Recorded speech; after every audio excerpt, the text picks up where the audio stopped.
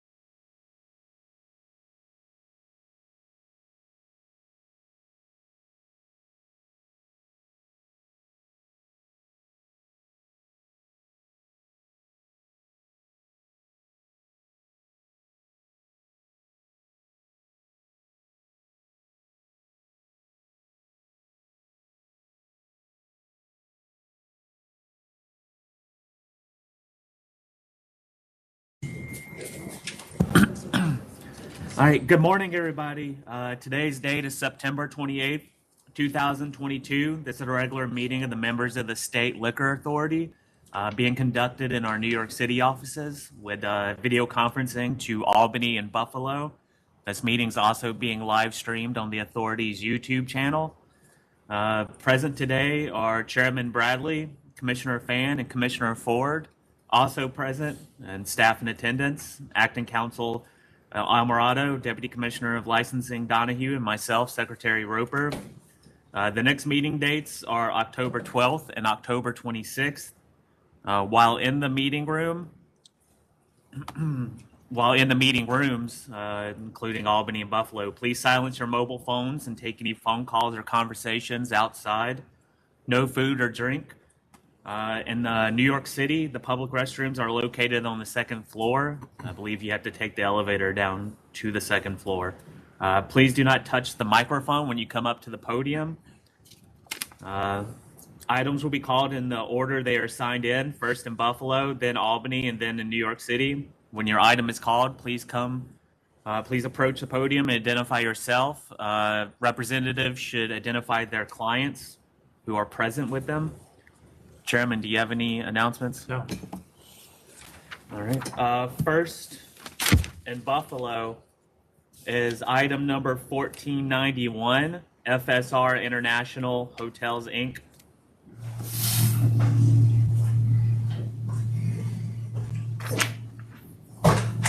Good morning. My name is Kelly McRoby. I'm corporate counsel for FSR International Hotels, Inc., DBA Four Seasons, the licensee. I'm just going to interrupt you there because I just want to save everybody time. I think we're fine. I'm fine for another 6 months extension. Yep. Good. Same here. Yeah. Thank you. Thank you. Thanks for coming. Next is 1474, Southwestern Liquor and Wine, Inc.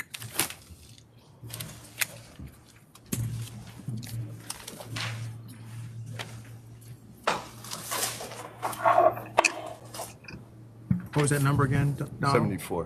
1474.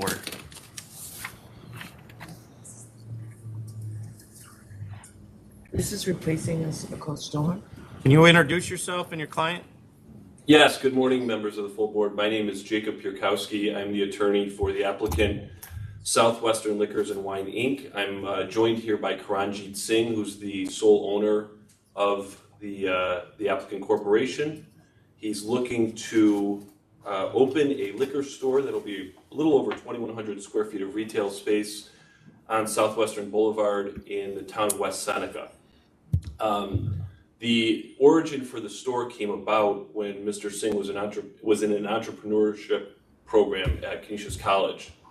And one of his classmates is the son of the landlord where the proposed premises is located. And this was in 2019, and the prior store had just moved out. And Karanjit's classmate mentioned to him, if you ever wanted to open a liquor store, we have a place that just happened to have a location. At that time, Mr. Singh was not interested, said no thank you, and went on to do a master's degree in business at Cornell. And has come back to Buffalo and is looking to open the store. It's a unique neighborhood in that it's in a shopping plaza that has a gas station, and it's on a major thoroughfare, but it's bounded at the back by large-scale development and two large apartment complexes on each side. I've submitted as Exhibit B to my submission to the board, Google Maps, so you can see the density of the homes. And in one of the letters of support from the town supervisor of West Seneca, he notes that this store specifically will serve the public convenience and advantage, not only because it's replacing a vacancy, but also because it will serve the walkable community that exists right behind the location of the store. So for those reasons and any other questions that the board may have, we'd ask that this application be approved. I see that the only work experience he has is working at his parents' liquor stores. Correct. Yes. So how old is he? 26. And he's been a full-time student as well? Full-time student with an undergraduate and master's degree. So where did he get the 50,000 that he's invested in this? That's coming from a Fidelity investment account that was funded back in 2019 By who? by Mr. Singh from a Bank of America checking account that he had. And where the And the money money sat there. I he apologize. made? So does he live with his parents? Lives with his parents, not married, no kids. And he saved. How much was he making an hour at the liquor stores? Do you know your hourly wage? Yes, I was salary, and I was making $15 an hour. You can just. I was making $15 an hour. So he saved started he saved $50,000. No, $25,000. $50 an hour. Sorry, Chairman Bradley, $25,000 was the initial investment. It's a Fidelity account, so you can see that it's gone over the 49,000 and then come back down with the stock market swings. It's just money that sat there for the last 3 years. See, here's my concern, and I'm probably gonna vote to approve the liquor store. But my concern is his mother owns a liquor store nearby. His father owns a liquor store nearby. All legal. He owns a liquor store nearby. I'm telling you, all three of you now, meaning your father, your mother, and you, because we are going to check, that if there's intermingling at all, you're losing all three of them. Absolutely, I don't need Chairman you Bradley. don't need. I'm just warning you now, so it's on tape. When whoever your lawyer is comes back and says they were ignorant about it or they didn't know or whatever, that you are on notice that you are going to lose all three stores if anything happens. Understood. Thank you. Members ready to vote? Yeah, I'm gonna vote to approve. I find public convenience and advantage. Commissioner Ford? I'll approve as well. I'll approve. Thank you very much. thank you luck. guys. Have a great day. Welcome. Next is 1485 Twin Hills Golf LLC.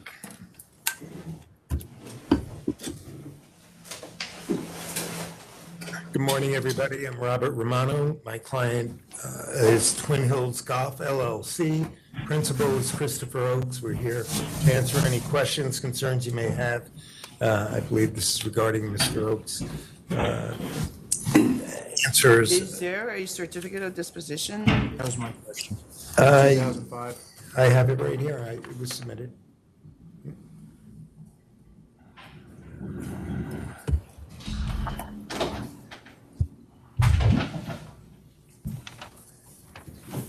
And Mr. Oakes was full. I did not fill out this application. Apparently, the individual or individuals that did not properly question Mr. Oakes on this. So he has another application pending right now? Yes, and that's why I'm asking, I'm sorry. Up to you probably Next meeting. can you just not have it come up to us? Right. We've dealt with the issue now. You guys can deal with the rest of it. Okay. All right, I'm going to vote to approve.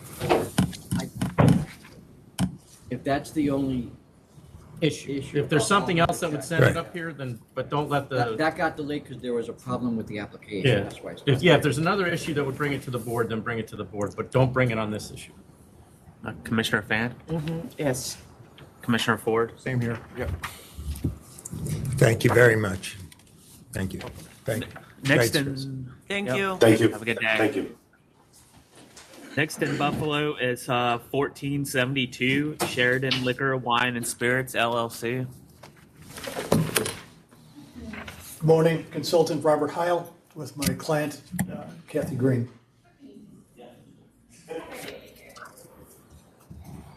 I'm okay with it. Yeah. I'm gonna vote to approve. Commissioner Ford? No objections, closest stores miles away, so I vote to approve as well. And Chairman I Bradley. vote to approve. Thank you. Thanks for coming in. And Nicole, is anything else in Buffalo? No, that was it. All right, thank you. Just go ahead and sign off. Thank you. Okay, thank you. Yeah. There's sometimes we have issues if we leave it open. So next, we're moving on to Albany. Next is 1468 5268 NEWBURGH Inc. Hi, I'm Sean Kevlin.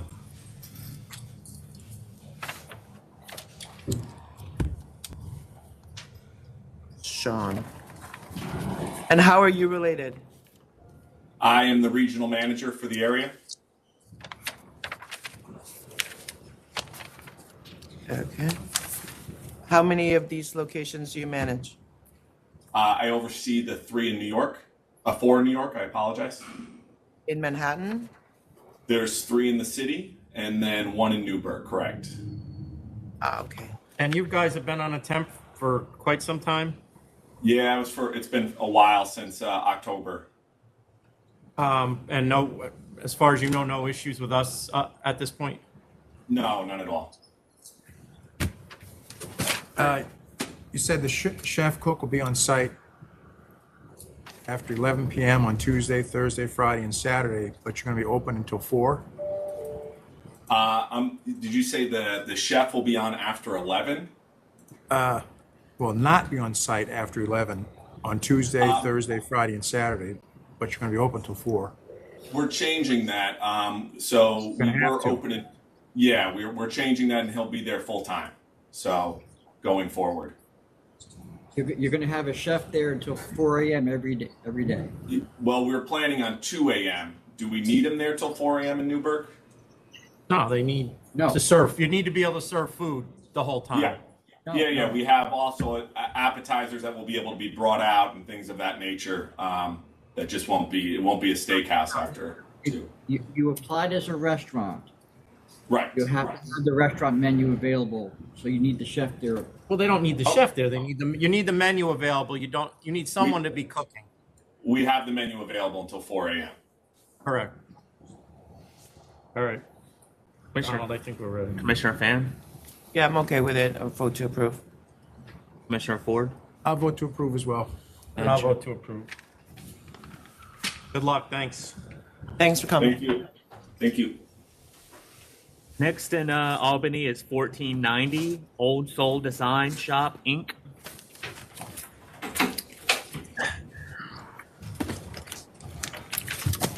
Good morning again, Robert Romano, and via video conference with my client Kate Teeney of Old Soul Design Shop. I believe there were concerns about a previous licensee at this location with issues, and we're here to assure you that Ms. Teeney has 0 contacts whatsoever or relationship with that previous licensee. If there are any questions, we're happy to Commissioner answer. Ford, you know this one?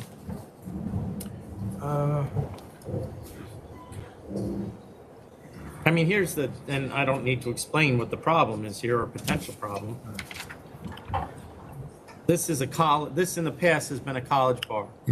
We have canceled in 2019 for that reason. We revoked in 2009 for that reason. They're opening what amounts to the same method of operation. They want recorded live music, karaoke, patron dancing, and it appears that they don't have any plans to have any security guards. In reality, the shop that she's already been running since March 29th without any incident whatsoever, it's an RW license. It's not a full liquor license. She has it. She sells gifts out within the premise as well. Why do we need all the entertainment? Kate? So I work with people locally to help celebrate what they're good at. We're closed by 11 o'clock on the week. Right. So I have a DJ that is really great. Her name is DJ Coco, and she's local. And I have all the theater people that come in. My karaoke is from 5 to 7 on Sundays. It's done by 7 o'clock. So we're open until 11 on Friday and Saturdays, but we're only open till 9 on Wednesday, 10 on Thursday, and 8 on Sunday. I only sell locally made beer, cider, and wine. No liquor, no domestics. And because of the retail aspect and the local aspect of the space, I really have not had a single issue. I haven't had to ask anyone to leave my premise at all. If we've had You're on a temp right now? I'm on a temp right now, yes. How did she get You a didn't, temp? you didn't ask for a DJ. You just mentioned a DJ. Yeah, you haven't requested a DJ. We can Like submit. a karaoke DJ is what I mean. I'm sorry, I'm confused. I am too. Someone to come in to set up the karaoke equipment? Surprising. Is that what you're Someone talking about? runs the karaoke, and then I have someone that does like live music every Thursday, and then I have bands on Friday and Saturday. But the bands are anywhere between 7 and 9 and 8 and 10. They're done by 10 o'clock every night at the latest, and everyone's out of my building by 11 p.m. at the latest. On Fridays and Saturdays too? Fridays and Saturdays, yes. My doors are locked by 11 o'clock. How'd you get it? Can I? Oh, that's another conversation. All right. Hold on a second. Give me 1 second. It was a mistake.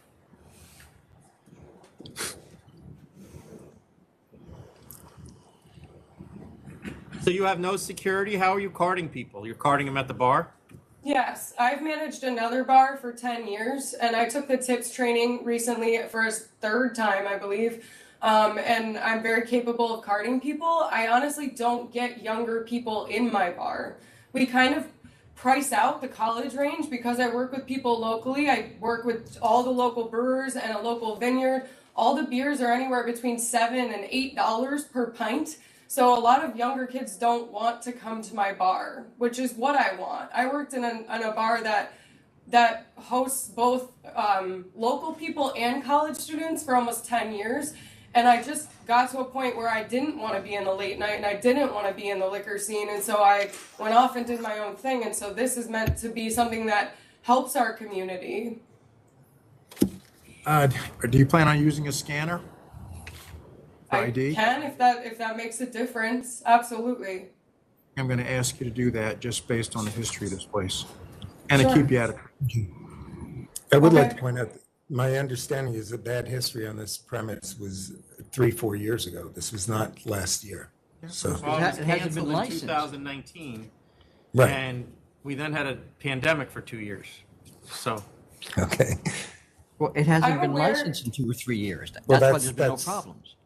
But that's my point. It's been 3 years have all right, I passed. think, are you ready? Yeah. Okay, Donald. All right, Commissioner Fan. Yeah, since is a TW, I'm going to vote to support. And it's going to be, since the area looks completely commercial, there are no residents in the area. Is that right? No one lives above you? People do live above me, yes. There are people living above you? Yes. I Alright, also so- don't know if it makes It's a okay. huge difference, but it's a different building owner as well.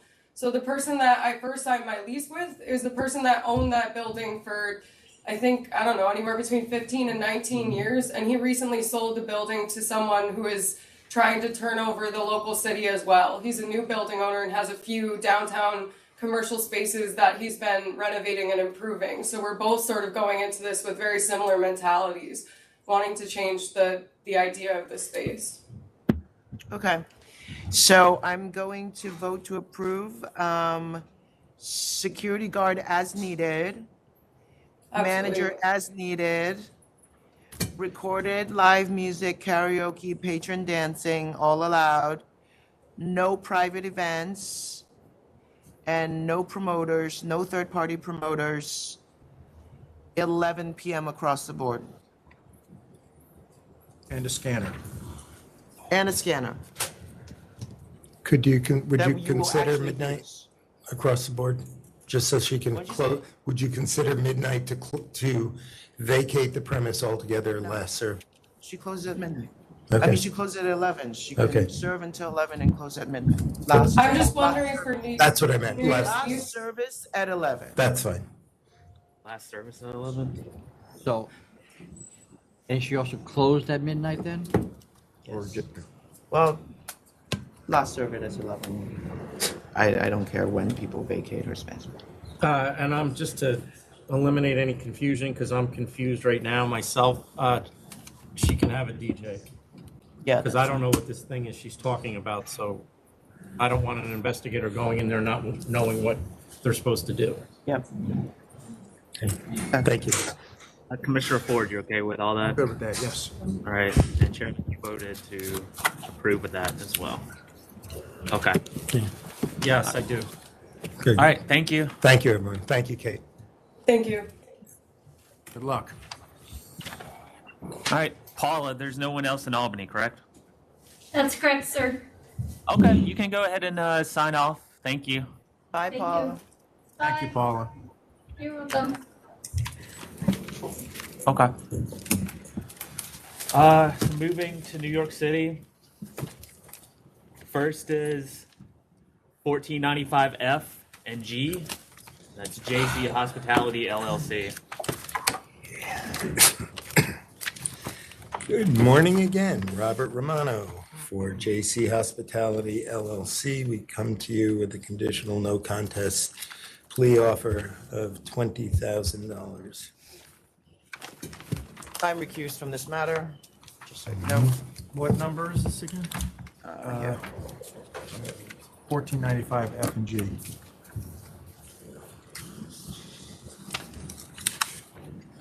How much longer are they going to be open at this point? Are they just about closed for the summer or what? I believe another 6 weeks, I believe. 6 Four, weeks? 4 to 6 weeks. I think they have weddings planned.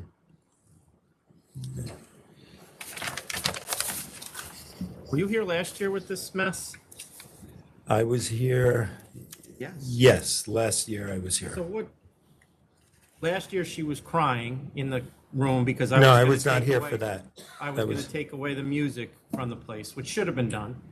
And then the town came to her defense and said they didn't have a problem with the music. And clearly she made some agreement with the town about when the music would stop, how many people would be allowed in the bar, agreements that stipulations that she agreed to. And now she has blown every one of them out of the water again.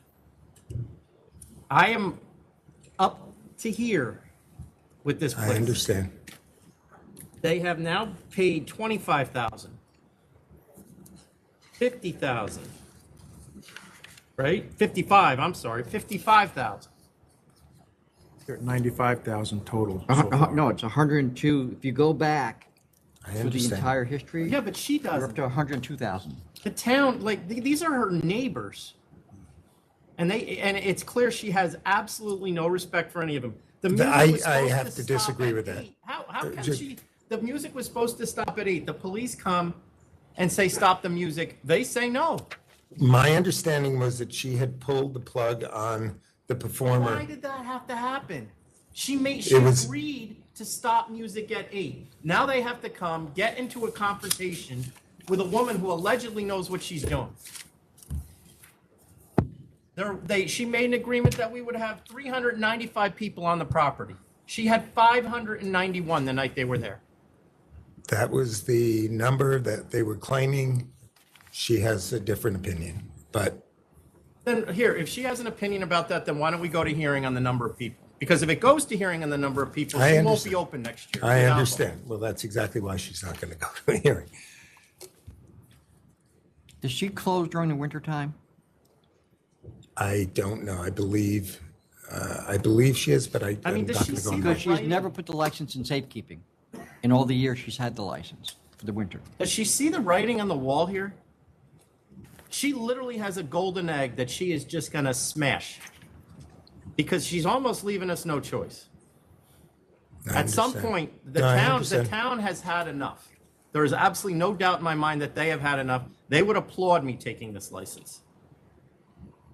I don't know what she expects us to do. If you're not gonna abide by the agreements you make, then you shouldn't be open. It's as simple as that. It's how hard is it to keep 200 extra people out of the place? At the door, count 1, 2. Oh, 2 left. I can add 2 more. The 20,000 isn't going to cut it. So give me another number. I'd like to go to 60 I'm not authorized to Well, do that, and I can't. because she paid 55 and learned nothing. I will give you, I'm authorized to 30. How much did she pay the band that played that night when it was supposed to be a DJ? I don't know. I don't know. But I can, I mean, if do you would think the consider police have better 30,000. things that they can be doing than showing up at some ritzy nightclub in Montauk to chase people off the beach. Don't you think they have better things that they should be doing with their time? Absolutely. If you would consider $30,000, I'm authorized to take it. I cannot accept anything further. I'm at higher than that, Mr. Morano. So you're gonna have to go back. I'm at 40. I'll do 40. And that's it. I'll have to get back If in. I'm sitting in this chair next year and she comes back after next summer, they're done. And the only reason why I'm agreeing to even that, Mr. Morano, you can tell her this, is because, like you just said, she has weddings planned. And I'm not gonna be the cause of somebody's wedding getting crashed. Right. So she's got her fair warning. If either one of us are still here next year, that's it. Last chance for gas. That's what today is. Since she made these agreements, you better abide by them. I understand. I will respond to you How many places are out there? You would know because you have been out to that area. There's got to be 50. She's the only one that is every season here. Every year she's here. That has to tell you something. Right. I will respond to you promptly on your offer, on your counter, and I thank you. Thank you. Thank you. Okay, thank you. All right, the next ones I'm calling up because they need an interpreter. 1483, 5586 Broadway Court.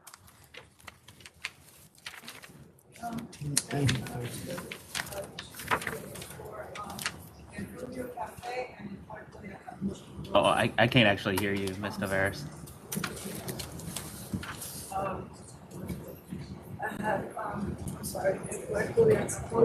Is that the one? El Porto? Okay, so that's 1465. And which one? CASA RUBIO? Yes. Okay, so 1483 is not the one you need. 1465 El Porto de Acapulco Bar. 1465. 1465. And is here, the interpreter here? Jonathan.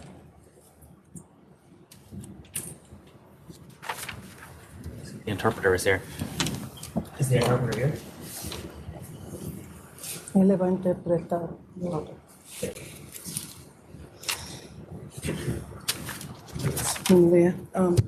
Stanley, para que tú te... Okay. Good morning, members of the authority. Aurelia Tavares here for El Puerto de Acapulco Bar Restaurant, formerly located at 9616 37th Avenue in Jackson Heights, Queens, moving to 4502 Junction Boulevard, Corona. No, it's not, This is a new license. yes. I'm sorry, it's a new license, but I'm talking about the one in the past. You're correct. So El Puerto de Acapulco. Hold on. Can you explain? Is it a removal or a new license? It's a new license. It's a new license because it's a different type of business. So the old place is a restaurant that was a restaurant wine license, then got an on-premises license. They want to move the business, but it's going to be it's not going to be a restaurant anymore. So it's not really a removal. It's not removing the existing restaurant. It's starting a new type of business. I got it. So it's the same corporation? Yes. Okay, go ahead. I'm sorry, members. Yes, El Puerto de Acapulco Bar Restaurant Inc. is an application for removal filed by Gonzalo Campis to remove his formerly known restaurant to another location as a bar tavern because his former restaurant burned down. This location has 5 employees, 2 security guards, live music, DJ, and karaoke. He also had that in his former application. We will add additional security as needed should the members of the authority require it. Just a little background on, Mr. Campos currently drives a taxi to support this location. He did not receive any COVID monies and did not have the financial wherewith to continue his operations and had to borrow money from a friend, Raul Zambrano, a person known to him who worked as a taxi driver as well many years ago and owns restaurants that I know the members of the authority are concerned about because he was the source of the financing, the $25,000. We're here to introduce the location, to introduce my owner, who's never been before the members of the authority on any disciplinary matter in the past. He has owned the restaurant on 96th Street on a corner similar to this one with no disciplinaries. We have the full community board support, and he's known in the community. You know, right now to help him out, because he didn't receive any COVID monies, he borrowed this money to open, but he also has been driving a taxi, and the landlord has foregone some rental payments to help him. But inevitably, we need this bar tavern to open because, of course, a bar tavern cannot open without a liquor license. Excuse me, sorry to interrupt you. You said his other restaurant burned down? Yes, shortly after. Like a couple of months after he was in the, he was working, and then one of the weekends, the restaurant burned down, so he can't even go back even if he wanted to. So that's why we filed this removal application last year, and we're still, just so you know. That license was issued in 2017. When did it burn down? It burned down right before he surrendered, before we filed this application, like, I don't know, a month before we filed this application. May of this year. Okay, you need to surrender the license, the place burned down. I thought we put it in safekeeping to move it over It's here. not in safekeeping. You're not moving the license because it's a different application. This is a new application. You can't just move the license. Oh, so we'll surrender it, we'll do that right away. I thought because we were kind of Well, moving the corporation. It's not even in safekeeping. Okay, so we'll do that. Okay. I'm sorry. So the members of the authority, Does the other place have any history? no. No. I'm asking him. The old place. only history is at this place for a late renewal. That's it. No, But that's someone else. this location. Oh, this location itself. has extensive. No, no. No, I'm asking about his Yes, concept. he has, at this location, like his current non-surrendered place, he has a late renewal, that's it. Okay. Do you want me to continue, Chairman Brad? Go ahead. Okay, I know the members are concerned with the source of funding and the history of this location. However, this Mr. Zambrano, who has a disciplinary history and is the source of funding, just loaned him the money. He has nothing to do with this establishment. As far as the history is concerned, Mr. Campis has his own history with the authority, and it is zero. We have no history. He's had a liquor license with no disciplinaries, but for the burning down of his restaurant, we would not be here today. Today, we are respectfully. When did it burn down? It burned down right before we filed this removal Why don't you application. ask him? Usted, dígale cuándo se movió la licencia. ¿Cuándo se quemó el negocio? La licencia se quemó abril 30. April 30 last year. When is it? April 30 last year, April 30 of 2021. de 2021. Sí. Yes. Well, but you just said just before this application was filed, that's May of this year was filed. May, this application. He's saying April 2021. Abril de 2021. ¿Cuándo fue que? No fue abril de este año. Explícale. Sí, de este año. Abril 30 de este año. Explícale. Abril 30. Abril. He's gonna clear it up. Abril 30. Abril 30. Well, can you find out? Give me the date. I know you are. It's not helping. He's gonna give you the exact date. Wait, that's fine. We It's don't fine. need it. Here He it just is. did. It's No, April Yes. 30. Mr. Tavares, the only point is, you should know this information. We shouldn't No. be guessing. No, I'm not guessing. What happened is, this has been a long time in the pipe, Mr. It was Donnie. based on the records we have. This was filed May of this year. We wanted to do this application last year You and. wanted to, but you didn't. Correct. So it's not been in our pipeline for a long time. There's many that are, but don't start throwing accusations about things that aren't. Okay. Today, we're requesting the granting of this application based on his applicant's credentials. We respect that the location has had a disciplinary history, but that's not the operator you have here today. He has security. He has no history. He's never operated an establishment of this nature. I think we're set. Donald, I think we're ready. Yep. Commissioner Fanning. I'm going to vote to approve 2 security guards, manager as needed,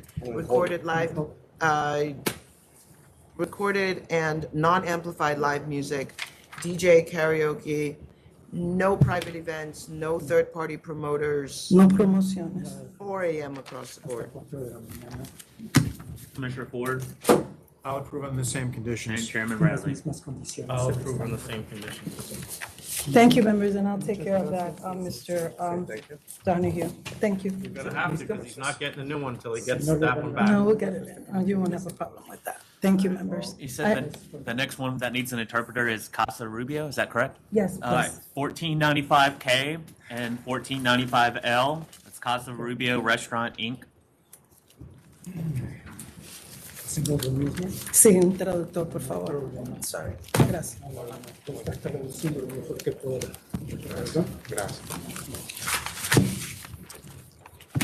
And this is Mr. Zambrano. No. This is, Zambrano manages. no, this is for Cafe Rubio on a disciplinary matter before the members. Isn't this the place that Zambrano allegedly manages? No. Yeah, the guy that loaned the other guy the money. I'm sorry, can the interpreter, Mr. Can you actually put your name on the record? I don't know if we, My name is Jacob Lipschitz. He's at 1918 You Roosevelt. need me to spell it? Zambrano. if you want to. Lipschitz. Thank you.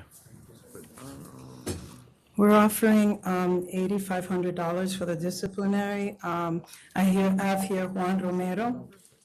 This is K and L of 1495. You know what the problem is, Mr. Barris, is that he doesn't seem to understand or care that he can't have the kind of entertainment that he keeps having. So, how do we get that point across to him? I know how I was gonna get it across. I'm at cancel. I'm fearful to know. Counter at cancel and bond. This is His third? Not His first. second. No, it's his third. Failure to conform to application. He doesn't get the message, as Commissioner Ford is pointing out, or he'd care less, one or the other, that he's not approved for DJs or live music, or security for that matter. Well, he's here today because he has gotten the message. He has stopped all types of entertainment, but I want to take a moment. I count the COVID violations as an alarm, but I also want to let the members of the authority know one thing. When he filed this, he's been there for 20 years. When he filed this application 20 years ago, nobody put it on the license. Nobody put it, it was understood that he was doing it, and the community board on, 20 years would be. Are you arguing that he didn't know at this He point? did not know. He knew when the COVID, He paid in September of 2020, $20,000 of his money for the exact same stuff. no, but what I'm saying is, I just want to, okay, I'm gonna start from when he applied for this license 20 years ago. About that. No, but what He was I, on notice when he paid the $20,000. He knows he wasn't allowed to do it then. but this is What my, happened in 2002 is irrelevant. And he was suspended for it too. And it wasn't. that was a COVID violation. But, That's the other thing. It's during COVID that he's doing all this stuff. well, this is my argument. Since 2002, and I want to take responsibility, but he wasn't my client at that time. When his application was filed and the community board approved all methods of operation till 4 a.m. every single day, Chairman Bradley. And and we all have to take responsibility for this. For 20 years, he has been operating with this method of operation, and none of you put it on his liquor license that he couldn't have it, which you're doing today. We all have to take responsibility He told here. us that was his method. So then he gets a violation in COVID 2020. It's an alarm. He comes to, he wasn't even my client, even the attorney at that time didn't go through it. We went through it now. He is not doing it now. He understands. If you want to give a higher fine, but this is an icon in our community. He's a block away from my business, and I'm going to tell you something. I even said it to counsel's office. This is one of our good guys. You're going to keep taking out the good guys and going to stay with the bad ones, Chairman Bradley. Even though he made his mistakes, we're not saying he didn't. But this guy, he serves, he has a foundation that does, that helps the children for all over the world where they operate on. He's breaking the law every single day at his establishment. Then find him, Commissioner Fan, and We did, and he didn't listen. you. I mean, it's. He'll take a fine, but not a cancellation. We've learned, since I took on this license, he has not He violated. can go to hearing. If he's that good, he can do all Yeah, that exactly. and come back and mitigate after the charges are Yeah, sustained. So then can we go to hearing? But the counter on my end is cancel and bond. If it goes to hearing and the charges are sustained, it's revoke and bond. Commissioner Fan Yeah, I'm gonna be voting with chairman on this. and Commissioner Ford. I wasn't clear through all of that. What is the vote here? Counter, cancel. I think revocation is severe. It is. That's why. But you know, we have shootings, we have stabbings. You haven't even had a disciplinary other than a violation of an administrative document or an administrative request. I don't think there are bigger issues in this city rather than cancel a person who's doing the right thing all the way around for the community and for the area than a cancellation, Chairman Bradley. It's just, you know, these are lives we're hurting in this industry. We must understand this. All of us, find him. You know what? Teach him a lesson. You're going to pay a fine, and this will be the last of it. Thank you. He wants to say something, members of the authority. I think if you're going to cancel his license or counter with cancellation, we're going to go to hearing, but at least he should be heard. See? Okay. Do you have to translate? Yeah. Into the microphone, sir. Por favor, en el micrófono. No, you. Yes. Both of you. Okay, buenos días. Good morning. Entiendo que I understand cada vez que tengo que that renovar each la time that I have to licencia, renovate the license, debo de explicar para qué es el uso de I esa have to explain licencia. what's the use of this license. Y siempre explicamos And I always para explain qué es, what is donde this for, informamos que tenemos where I inform DJ, that we have always live DJs music, and pero live music, no baile. but no Y dancing. eso se hace cada 2 años. And we do that every 2 Pago years. todos los impuestos I pay all the y taxes. solamente una And vez only vino una once inspección we had donde an me dice inspector que yo no podía tener where they say that he couldn't have música en music, vivo live ni, music, ni DJ. not or DJs, No varias veces como ustedes han dicho. not a couple of times like you said. Y acá lo único que yo And quiero here the only hacer thing that he wants to do es cumplir con las reglas. is to Como obey by the rules. dijeron en momentos And as you atrás, said moments ago,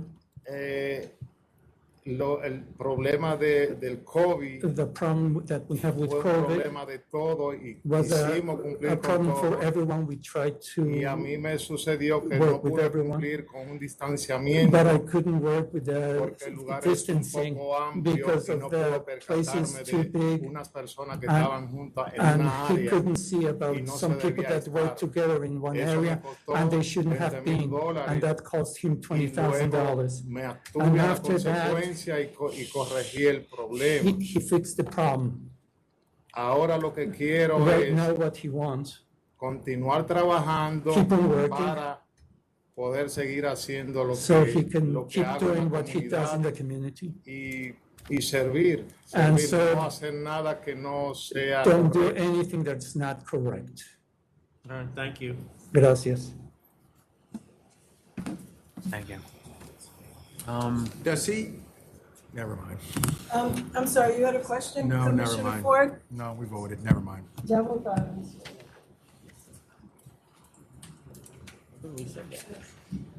Is there anyone else that needs a Spanish interpreter before he leaves? No, she's gonna do what he's gonna do. Okay.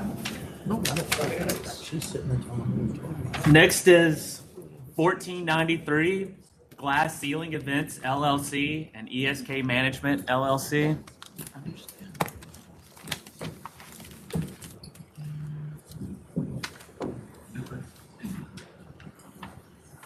Numbers again, Donald? 1493.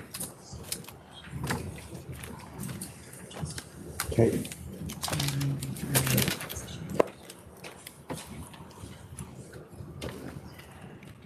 Go ahead. Yeah, Howard Fensterman for the applicant.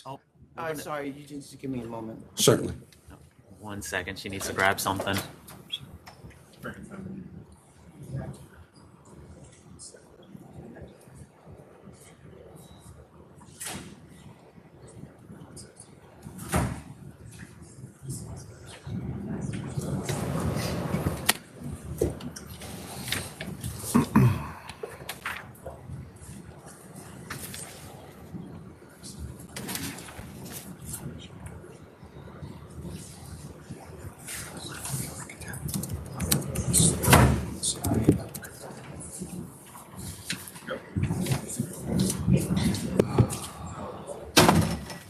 Sorry about that.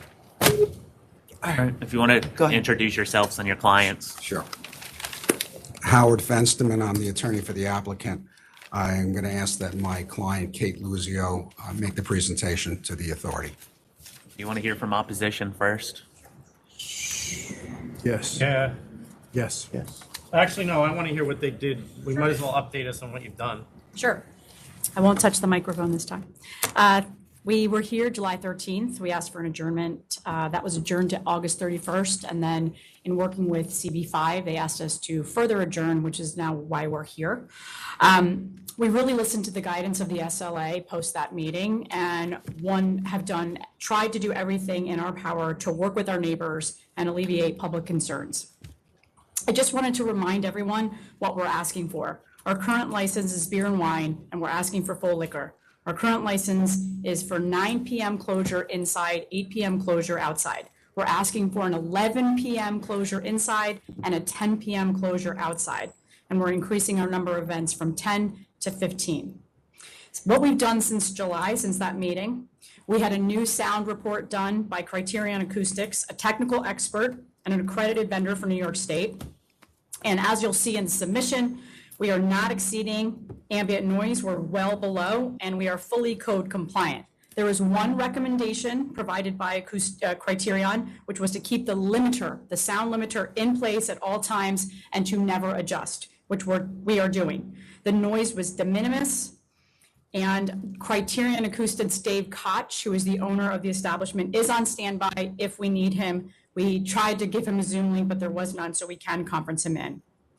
Further, we have offered from October in 2021, as well as again in August, to have the NYPD and DEP to come into any apartment within the Gilsey house to perform sound testing. That has twice been declined. The second decline was through CB5. Despite the updated sound test and that we're code compliant and the noise is de minimis, and per the July meeting, we offered to enclose the outdoor space. And a reminder, the outdoor space is roughly 15% of the total capacity of the glass ceiling. We worked with the FDNY as well as the architects we previously hired to do the glass ceiling, GSA architects. And through that guidance with the FDNY and the DOB, we are able to fully enclose the north terrace, which is the larger part of the outdoor. We are unable to enclose the Broadway side, which is about 10 seats due to FDNY fire code. That's in our plans, it's in our submission. We're already underway in submitting that to the DOB. We have a letter we can hand to you from the architect stating that will take approximately 2 months for it to be enclosed, assuming DOB approvals. And further, you asked us to get additional support from elected officials, including Assemblymember Gottfried, which we did. We approached Gottfried's office. He came on site. His original opposition to the glass ceiling was done sight unseen. He came on site, not only did a tour, but toured throughout the space, went onto the roof, onto the fire escape, up onto the elevator room. We also submitted to him and his team the sound report, the enclosure plans, etc., and you'll see in the submission that we have an approval letter. In addition to approval from other council members like Stacey Amato Pfeffer, Jennifer Rajkumar, David Weprin, Eric Adams in his previous role as Brooklyn Borough President, and Keith Powers. As you can see, not only is this establishment in the public interest, everything that we have done is in the public interest. We are trying to be as good as neighbors as possible. We listened to everything that you said last time. We've done everything in our power to make sure that we are mitigating noise. Howard? The only thing that I want to add, Commissioners, is that we can do no more than offer to have testing done in the apartments. It's been declined. The tests from the expert that we submitted said there was no violations of any code, that you couldn't even hear the music above the glass. We're prepared to do the enclosure. We've done everything that we need to do to make that happen. It's now going to be, and if the authority needs to see, we have a letter from the architect that says the plans will be submitted in on or around the middle of October to finalize the enclosure. Why is it going to be done in the middle of October?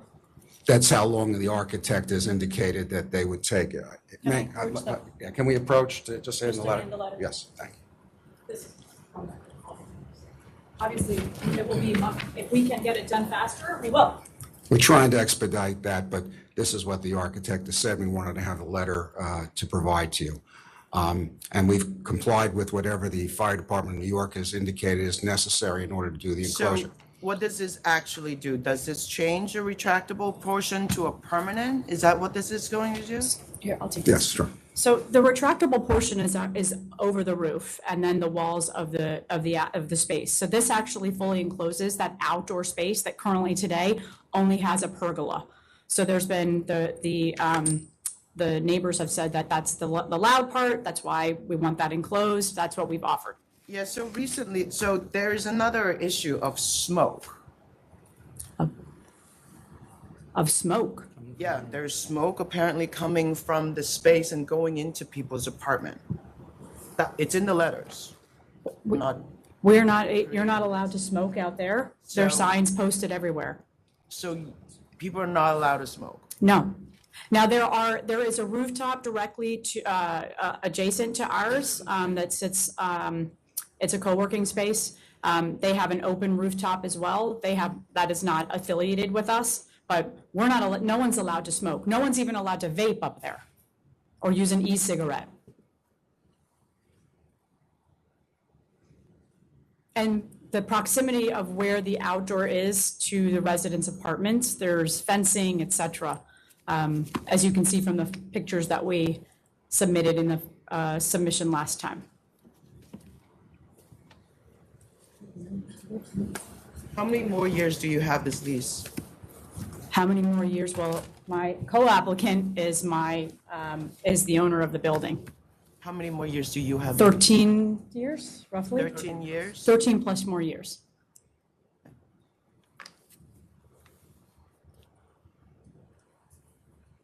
And you run the 2 outdoor spaces in the neighborhood, sir? Refinery and Yes, I own those. LC? You I own don't those run. No, other- I don't run. I have given to IGC company. They run it. I run the hotel part. You run the hotel part and you have a vendor who runs Yes. the outdoor spaces? Yes, And and we you're have- on the liquor licenses? or Yes, you're- and I am on You're that. Both of those licenses? Yes. And we have no violations, never. We run very disciplined business. Madam Commissioner, should he identify himself for the record? Yeah, sure. Raizada Shubindu Ved. Oh, I'm sorry. Name it go ahead and have everyone introduce themselves too. That are there. Raizada Shubindu Ved. In business, I'm known by Pinky Ved. So what is the conversation with CB5? Because we're getting letters, they're still opposed. They're still at least saying that we're not ready to support. So what am I doing with that? Sure. I mean, listen, since we walked out of this meeting in July, we immediately contacted the team that we've been working with at CB5, letting them know what was come. They were not here present at that meeting. Obviously, it was public record. We've kept them abreast of every single thing that we have done, all of the conversations. We've provided them the sound report. We've also provided them the enclosure plans that our architect. They referred to us to the SLAP committee, who then did an on-site visit as well. The SLAP committee then, rather than us trying to work with the Gilsey House directly, had a Zoom call with the members of the Gilsey House. But we have kept CB5 in every single thing that we've done. The letter that was submitted by Nick, what I believe it said was they would support if there was the enclosure. But at this time, they're waiting for that enclosure and additional sound testing. It's also what Senator Kruger said, that she can't support it until after that's built and then see what happens. So that's fine. I would just like to make a statement around, everyone is focused on a very small portion of the glass ceiling, which is the outside. That's fine. If there is, we want to make sure that the sound testing is done after that enclosure, et cetera, we're all for that. We would be able to keep the hours and closing that at 8 until that's done. What we would ask this board is that, can we get our inside, which is really not being debated, till 11 p.m. and full liquor? No, I actually don't think the problem is just outside. I actually think that is your existence. It's completely your music. It's everything else. I mean, you can, the 500-foot hearing came out finding no public interest. Community board is saying, do not support you. It's actually, it's our job to actually not give you your license. And it's an uphill battle for you to overcome all of these issues. That's why I was giving you the time to try to negotiate with the neighbors and figure it out. The reason why, this was a problem when you came in for the tavern wine. Like, when you got the beer and wine, you already had a lot of opposition. In the record, I'm not seeing that your neighbors are happy with you even having the tavern wine. And so, like, the 500-foot rule exists for a reason. Like, we have some members of our council's office that would say that I can't give it to you, no matter what. So, may I address that, Madam Commissioner? What my difficulty is here, we have now presented documentary evidence from a very credible acoustic company that said that you can't even hear the music above the glass and the enclosure that's there now. You can't even hear it. When the residents do not agree to participate, you asked us to work with them. They were not amenable to working with us. We offered to have testing done in the apartments. They declined that. We now offered it twice. It's not anybody foreign coming in there. We're talking about the New York Police Department coming in there. So you can't dance on a floor by yourself.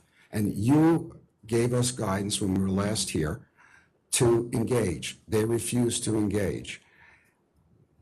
The documentary proof before you speaks for itself. There is no noise emanating above that ceiling. And this... You're not operating without a license. What I'm saying to you is you're legally entitled to the tavern wine and you have that. I'm not suggesting otherwise, but the reality is that if the license is expanded, that's not going to increase the noise. The noise is emanating, the allegation of noise would be emanating from the people that would be in the premises, as well as the music. I mean, you're going to get an OP. You're applying for OP because you want to increase your business. You want more hours because you want because you want more people to come. It's hard to... Yeah, 11, and I understand. Can I just add, most people in New York City do not eat dinner or go out until 6, 7 o'clock. So when at 8:15, we're telling them they have to round up and get out, right? And some of these are families, some of these are, it doesn't matter. Closing at 9 o'clock is not a fair business. And it's very difficult. I get it. Also, you didn't come in saying you wanted a business. You were doing luminary and you were doing events for professionals, and that's why you said 8 o'clock was acceptable. This is back in the other space. I remember that day. No, actually, I wasn't here then because we weren't able to present to you ever until last time. That was done during COVID. But it was an issue. You're correct. I mean, it was highly opposed at the time, and it was supposed to be tied in with that business. That was the point of it. And it is still tied in that business. No, it's absolutely. During the day, you were talking about going to 11 p.m. and serving to. So let me give you a great example. It's just changed, and I feel like you're making us the bad people when you're really baiting and switching your own neighbors. Madam Commissioner, really what it comes down, we're not baiting and switching anyone. At the end of the day, we went out because we wanted to determine, is there really a noise problem here? Just because somebody says there is, doesn't mean that there is. So what we went to the expense of doing is hiring an extraordinarily credible acoustic company. You have their CV there. They're a big company. No, and they have been in here before. They are certainly well regarded. And Madam Commissioner, if I may just finish, because I just would like to make the record. The report says you cannot hear the music above the glass. You can't hear it. So we went a step further. We said, okay, this is what the documentary evidence before the SLA is now. But if there's a problem, let us be good neighbors. Let's have folks come into the apartments of those who are complaining and ascertain, is there in fact a problem? And if there is a problem, provide us the opportunity to address it and remediate it. That's being a good neighbor. But if that is declined, not on one occasion, but on two occasions, that they do not want, these folks do not want anybody in their units.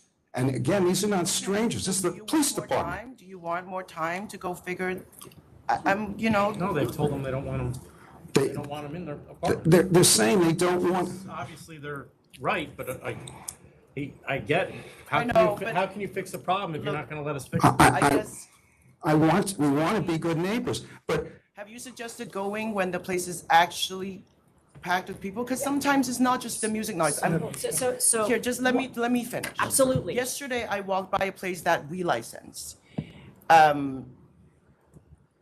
It was a distillery with space outside.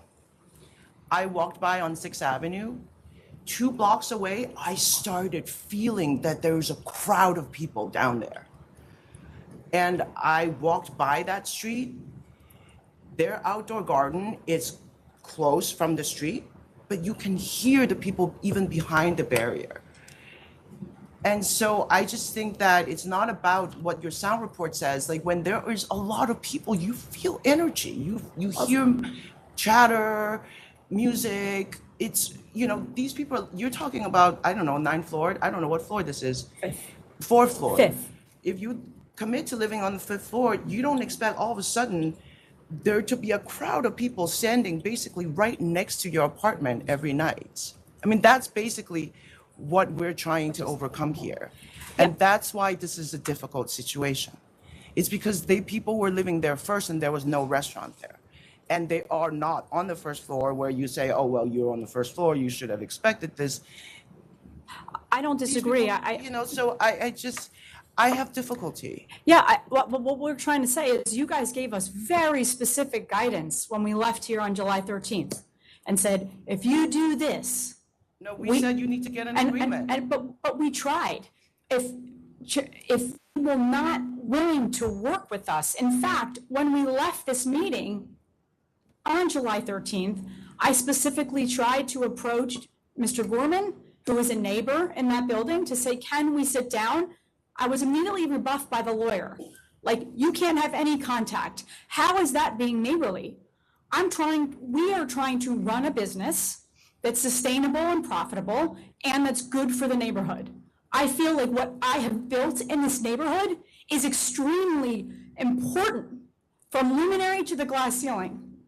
We have events, absolutely. But JP Morgan, as an example, was an event we held last night for women in strategy. Their CFO of their investment bank was speaking, and they were very disappointed that they have to kick out 40 of their women by 9 o'clock. Actually, not by 9 o'clock, by 8:30. It's very difficult to run a business this way.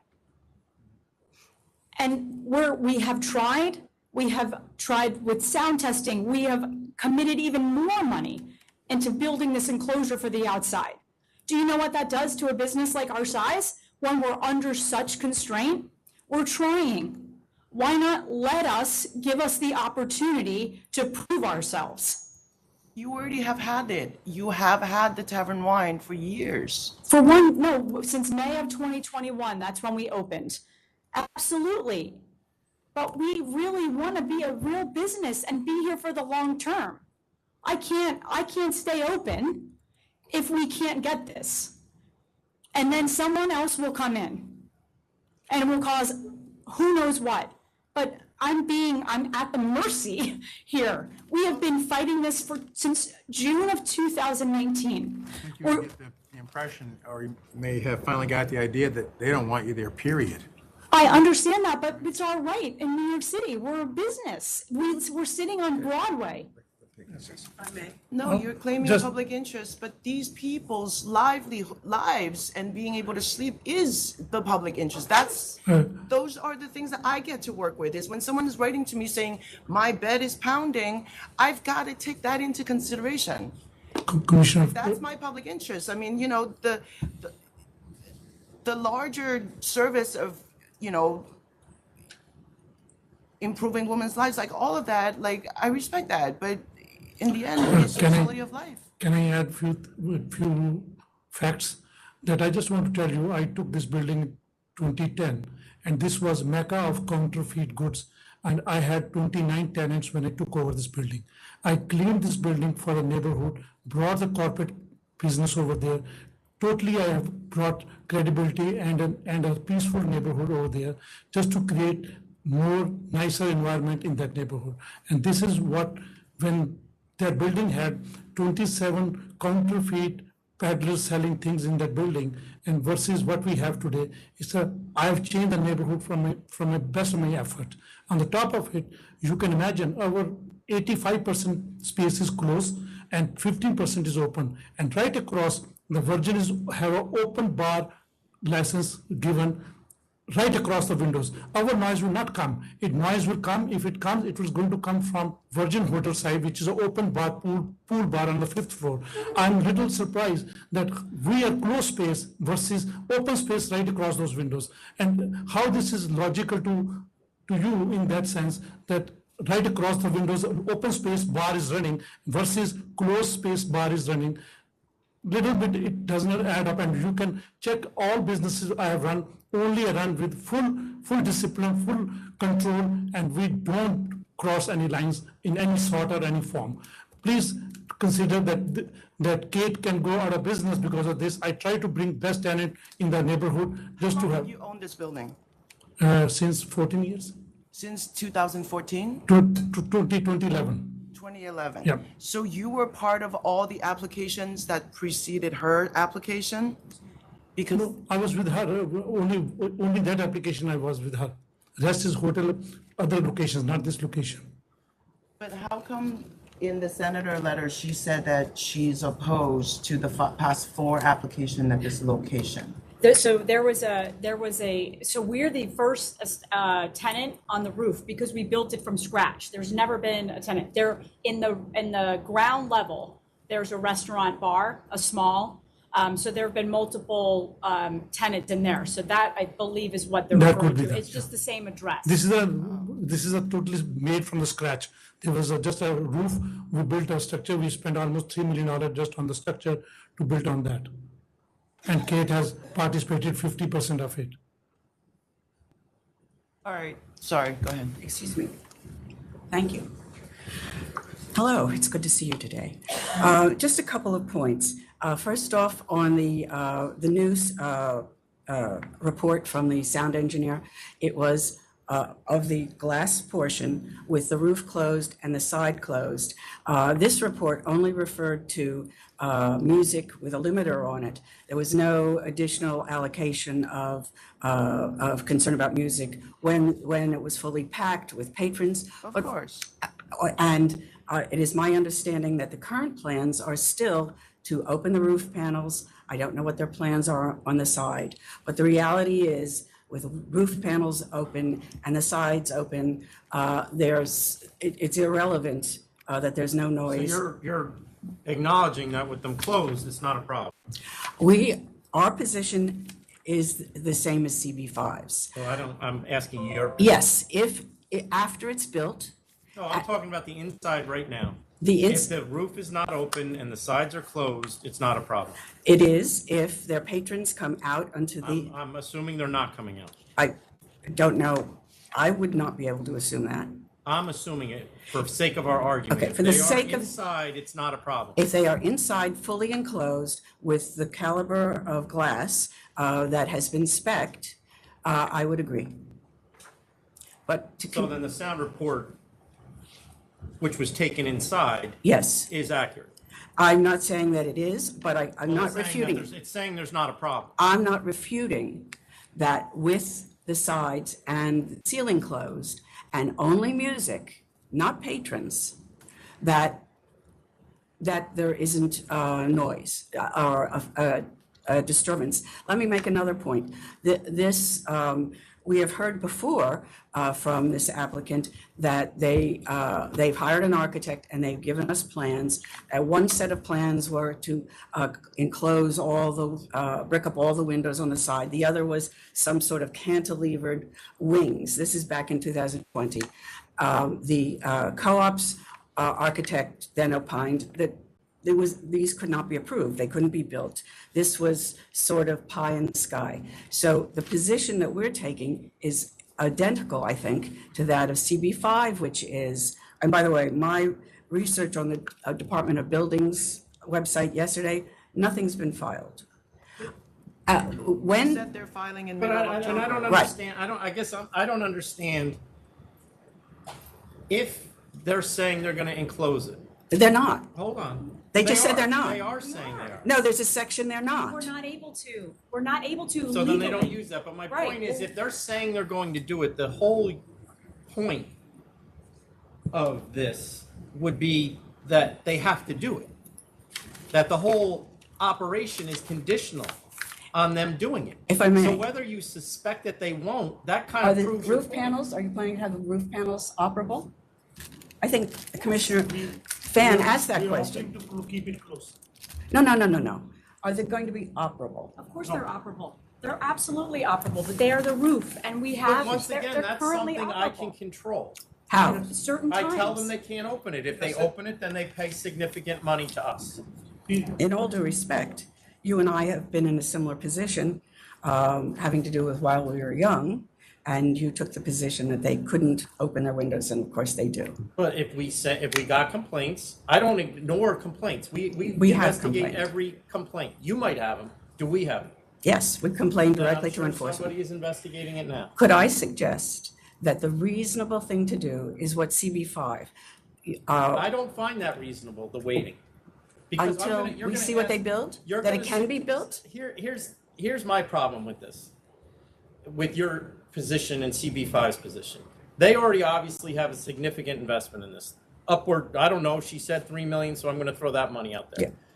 I don't know what this is gonna cost to do what they're saying they're gonna do, but I guarantee you it's at least a third of that. So you want, and CB5 wants, them to put all that money out there. And the only reason they're doing it is with the assumption that if they do it, they'll be able to operate.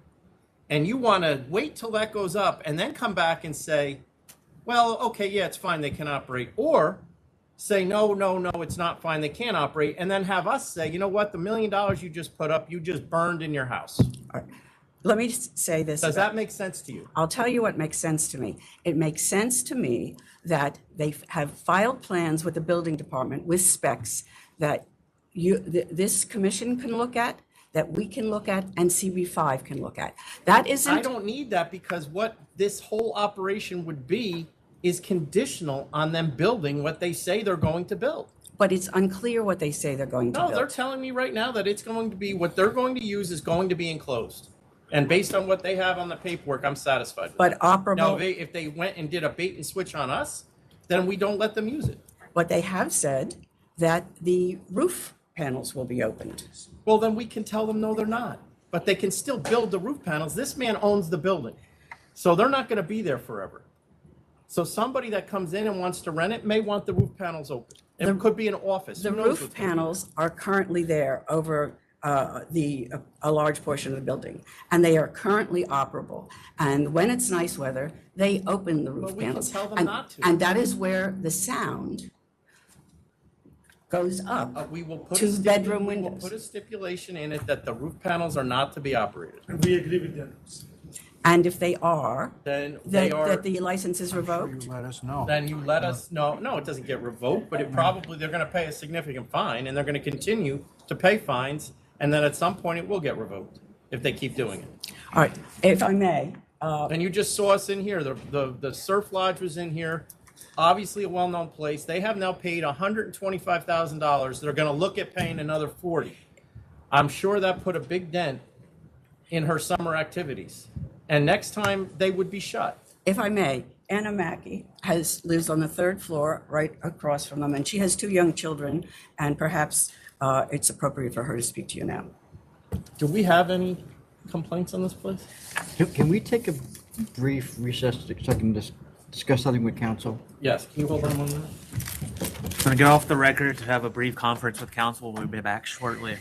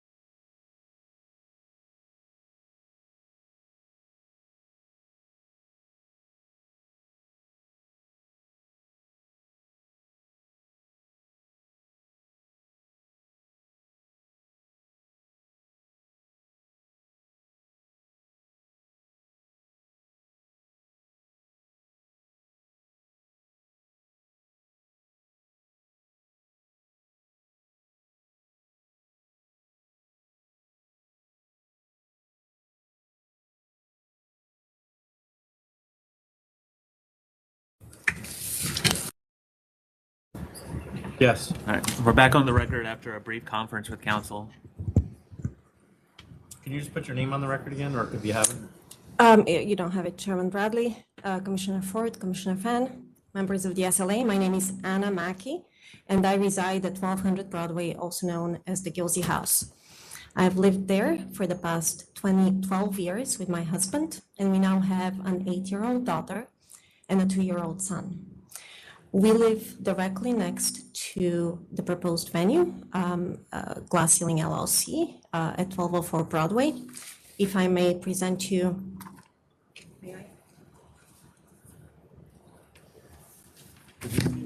No, we haven't seen it. What is that? Here, you can have mine. This is a picture of taken from my son's only window in his nursery room. And what you see, sorry, it's a blurry picture, but what you see is 1204 Broadway. And on the top center, there is a construction worker. This is where the proposed venue is. Our kids go to bed by 8 o'clock. Noise from the rooftop of 1204 is very audible in our entire apartment, including in our son's nursery. And in the past, we've been able to hear conversations, music, patrons, late into the night. And we are very concerned what an OP license at this venue, which is not appropriate for an OP license, as it is too low and too close to our residential windows, would do to our quality of life and also to our kids' ability to get sleep at night. During the July 13th hearing, Ms. Lucio passionately pleaded with you to yet reconsider her next OP license application at Glass Ceiling LLC on the basis of, number one, her venue has abided by the stipulations that were imposed with the beer and wine application that she received. Number two, they've been good neighbors, and we at the Gilsey House have been unreasonably obstructionist to her business. And number three, the fact that she has the right to operate her business profitably, and this is somehow about women empowerment. In terms of the stipulation and the glass ceiling abiding by the stipulations that are currently in place, you have received plentiful recorded evidence of numerous times that this venue has been operating outside of the stipulations. And we don't need to go over those again. I also do want to say, Chairman Bradley, to your suggestion that there be stipulations and there be fines should this venue be given an OP license under certain conditions. This operator and those owners are well known to have in the past preferred to pay the fines imposed on them by various authorities, including the Department of Building, because profitability is higher than the cost. I will show you a cease and desist order that was. But at some point that ends. And you may be right, but at some point the fines end. What does my son do in the meantime? He goes without sleep. I don't have another place to put him to sleep. Our goal, and not with this licensee, but with any licensee, first of all, we end up investigating licensees based on complaints. So if you file complaints, somebody is investigating it right now. That's one. Two, the goal is to get people into compliance. We're not out here trying to close businesses. But when they refuse to get into compliance, then their business, at least their alcohol portion of their business, closes. I think this body. And that does potentially take time, but I can't sit here and assume that licensees are going to break the law when they have no history of it.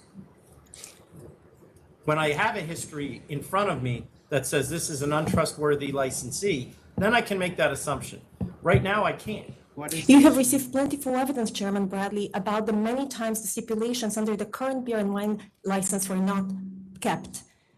You have received recorded. I'm not subject to that information. They've been sent directly to the SLA, and we're happy to resend them. I'm sure our enforcement unit is investigating them, but this doesn't happen overnight. So what kind of complaints do we have on record?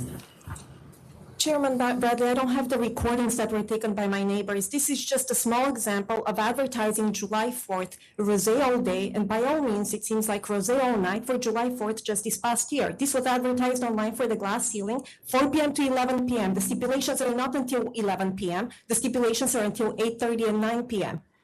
I took that off the web. Luckily for us, we were not on July 4th in our apartment to enjoy the party happening outside of our windows. But that's just a small example that this venue is being advertised. That's what I'm talking about. If somebody had sent this to us, and if you did, somebody went up there, and there could be charges pending right now. I'm not familiar with them. We don't know what it is. It's a 4th of July party on the 5th floor, 1204 Broadway, the glass ceiling. Can we see what it is?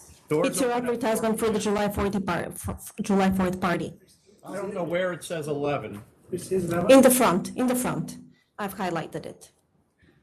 Chairman Bradley, our neighbors have sent plentiful of recorded evidence to the SLA directly with the prior applications. We didn't think we should be resending the same evidence over and over. Last year, our neighbor Vivian Pan sent 26 instances of recordings.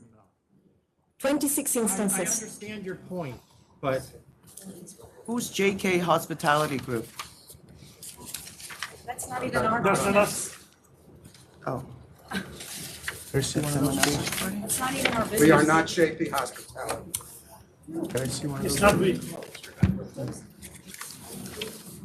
Definitely intentional. We have the camera Go recording. past 8 p.m. Cannot guarantee. We were closed on July 4th. After 8 p.m. here, you can look at this. It looks like you had a 4th of July party on Eventbrite that started at 4 and went to 11. Yeah, We don't use Eventbrite for any of our events. well, somebody had one. Well, we. I did a Google search. I didn't do anything underhanded. Also, Chairman Bradley, to the point. So to your point, that appears that they had a party, but right now they're saying they didn't even have a party. There's nothing on 11. And I don't have anybody telling me from your building that they did have a party. So that's not something I can fine anybody for or even hold against them. Chairman Bradley, as I said, we have sent plentiful recorded evidence to your website I'm sure they're being investigated. from the past summer. Have you not received any of our neighbors' recordings? We did. What I'm telling you is that we decide the fines. When we get complaints, they do not send the complaints to us until they are actually proven. Now, that could be the process that they're going through right now, but we don't, as commissioners, we don't get the complaints. We don't look at the complaints. We look at the charges. And if there are not charges yet, we don't have access to them. And there's a reason for that. I understand now what you mean. I do want to say my concern is that this is an applicant, number one, who is not abiding by their current stipulations, and they are entitled to this license, so they're going to hold it. Number two, in the past, when they were building this venue until 5, 6 in the morning in front of our windows, our lawyers at the time actually sent them a cease and desist letter, which I'll present you with shortly. And it shows that they actually preferred to pay the fines to the Department of Buildings. So now the. This is just to tell you that you imposing stipulations. Telling me that them building the outdoor structure is going to be so problematic that. We will see. We will see. It probably will be. I'm hopeful it won't be. No, I mean the building of it. It sounds like you're complaining about. No, I'm just referring you to 2019 when the applicant preferred to pay Department of Building fines when those were imposed so that they can more expeditiously build the venue in its current form. I'm not talking about what they're going to build going forward. I have no speculation about that. Those violations were cured, though. They filed a certificate of correction with those. But during that time, I can tell you, General Counsel, we could not sleep for weeks on because there was banging at 5 o'clock in the morning. We're working parents and we have young kids. Yes, and they did. If you tell us that this is not of import and the 500-foot hearing, which is exactly in place for those situations, public interest and how the community is going to feel, that's one thing. But I'm telling you what we are living. The fact that the applicant is saying we're not ready to sit down, that's not true. We have always been cooperating with them through the CB5. Everything that you heard from Ms. Luzio. One thing I do want to know an answer to, and perhaps you can all answer this, is why would you not allow someone to come and at least test in one of the apartments? We're happy for them to contest from our apartments, but what sense does it make for somebody? If I may, we sent The people whose apartments they wanted to test couldn't be tested at the end of August. We never said that they couldn't come in and test. It was Labor Day. It was Labor Day. No, They were trying, excuse me, you spoke at great length. No, you excuse me, madam. All right, Excuse me. yeah. It is our time. Back, But you will get a chance to respond. Thank you. we have never said that people couldn't come in and Okay, test. so if we make an agreement that next Saturday night, we're gonna try to get an engineer there into the apartments, and you're gonna give them access when the restaurant actually is operating, so that it's real, would you agree to that? We have no objections when the venue is in its shape that they're going, we know it's making noise now. This is the last piece. they- Just Can I? let- No, let- excuse me, I'm gonna consult right now. I think that that's a What they can reasonable do request. Yeah, it just has to be a initial representative visit, sample, like take the- an ambient He was reading taking, they took. when you're not operating. And then go This back. is, They were all took out- they we're wasn't even asking open. for is to let somebody in. I'm not gonna tell the sound engineer how to do his business. No, understood. It's more about choosing the time and the manner in which I'm it's telling tested, you right? that I'm going to, or Yeah. I'm going to Because when they request tested it, that it the was engineer closed. come. The venue was closed when they did the test. I am telling you that I want them, the engineer, let's call them. I'm willing to get on the call if I need to, or for now, I'm gonna send that to Mike, that we're gonna get the person there between 6 and 8 p.m. on the Saturday, where it's real. Let's just do this. Let's just be real here. I have no problem with that as long as it's representative, but again, if they're, You keep if they're saying that, but what's suppressing- representative? I'll tell you if you let me finish. It was, if you have few, like no patrons around. I mean, they clearly no, I get it. engineered the last one so that it. I get would it. be Oh, to I their know. benefit, I've been right? doing this for 10 years. I understand how the game is played. I get it. So we could try So Saturday I'm night. just saying that would if you they be even willing try to to do get it people when there. the restaurant is filled, operating, and then they do the tests, and then we'll Yeah, see we'll what the note result says. capacity, the people, sure. But if it absolutely. comes out in their favor, then you guys gotta come to just accept that they're really trying to operate their business, and it's a commercial Right. zone building. Sorry, It's I'm right next to your residential building, and that I know. they, And they're not gonna be outside anymore. yeah. Go ahead, do you Yeah. want to Commissioner, finish before? Yeah. Go ahead. I just wanted to, so we can, and I can send this to you. When we asked CB5, because we were told to not go directly to Gilsey, we said, we're introducing you to the community liaison, who we have a letter from, Nick Mitchell and TJ Burns, and said, they have offered to do sound testing. The immediate, and you tell us the dates. If you want us to give you a calendar of events. It doesn't matter. It doesn't matter what the communication was. I'm saying That's now. fine, but you're saying, what they're saying is a Saturday night. You may have 5 people in there. That's fine. What we've offered up is we'll tell you when we're actually gonna have an event in there. So there's people in there. We can't guarantee on a Saturday night that there's gonna be people. do We that. can't guarantee. Do an event, yeah. But we've offered that. Can and you guys figure this out? No, but we. They can't. They can't because we So offered then what and I I'm, have what I'm proof gonna that they- instruct is that you give them a list of your events, Sure. whether it be, whatever I don't know how often you have them, but if you can get 10, give them to, what was your name, ma'am? Catherine Quinn. Give them to Miss Quinn, and you send back to them the date that you want, and they'll contact the sound engineer and come to whatever apartments they need to come to. Or you can go through their lawyer. I don't know how you guys are doing this, but, May I ask, what is the public interest of this venue operating in front of our bedrooms windows? We don't have other bedroom windows. We only have that wall that's facing that venue. What is the public interest of that venue operating with a liquor license open to the general I public? realize that no matter what license we open in the city of New York, there are going to be people against it, and there are going to be people for it. So we have to weigh what that public interest is. And just because there are people against the license doesn't mean that it's not in the public interest. Sometimes it is not in the public interest, but sometimes it isn't, because every license pretty much in Manhattan has objectors that don't want it there. And I get that. It's just the way when you live in a condensed area like New York, that's what happens. If I may, this panel has opined twice. First, on the first OP, that it was not in the public interest. There have been 2 administrative law judges who have written that there was no proof of it being in the public interest. I just want to bring it back to the 500-foot rule. Okay. I understand what you're saying. Yes. Chairman Bradley, I just want to tell you about bedroom also. I don't want to bring these things up, but those are lot line windows. They should not be bedroom. They are legally. They're not. So that's not my issue. I know, I don't want to go there. Yeah. And also, It's not true and what you also said. on third floor, in my original plan, I was supposed to cover the windows. I thought I should not block the view of the Empire State. I changed my plan to leave the window open just on being a good neighbor. But this is the way I get repaid by being nice. This is just I want to bring the facts in the.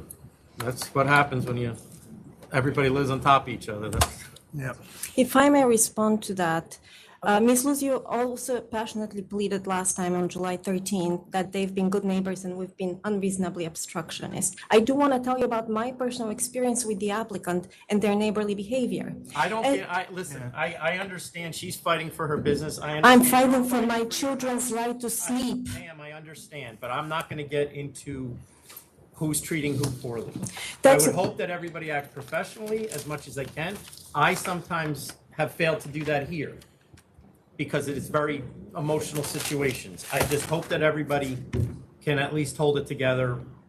I think what Commissioner Fan has recommended should give some illumination to whether the problem can be dealt with or not.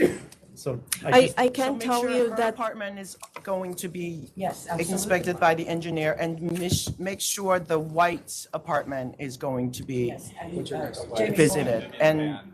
And Yeah, we will. We'll give the maximum number. of okay, make sure you get the access. If next time they come back and there was no access, they're getting the license the way they want it. Thank you. Mr. Chairman, may I just ask one more question? We would like this to move obviously to some alacrity. We would just ask that when we give them the events, they don't select the last event, so it's another several months out. I'm willing to give you the full OP for now, so you have the full impact of everybody being there. And so if you're going to test, let's test with the way environment you're going to have. Wait, But what is the, No, I'm you sorry. can't. because we can't take it away.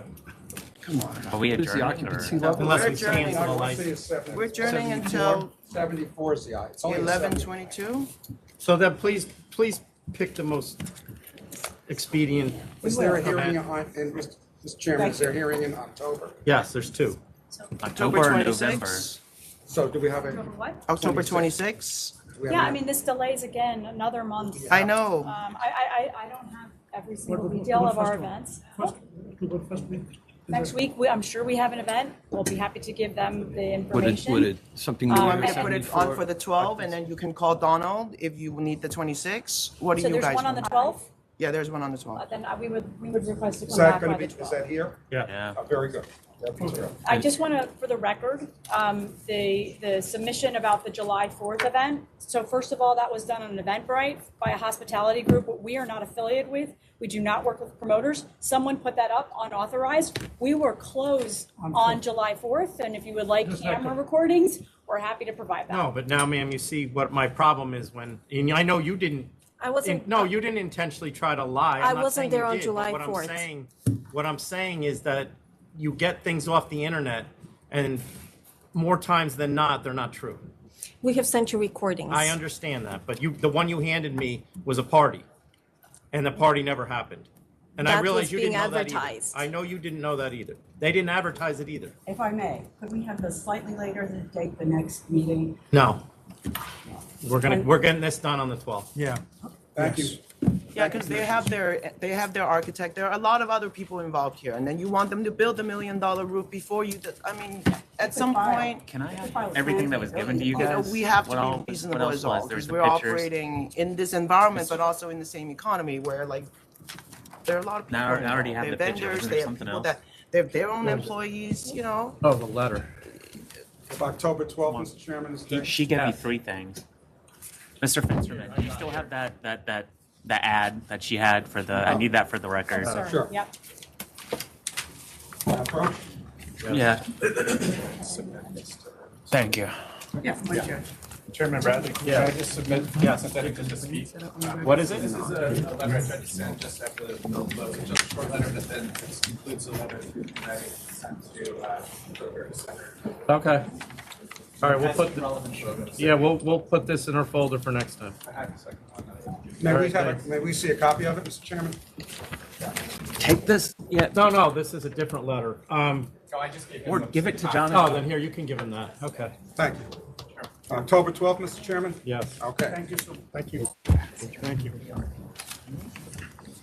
October 12th for them to do the sound in the rooms, correct? Yes.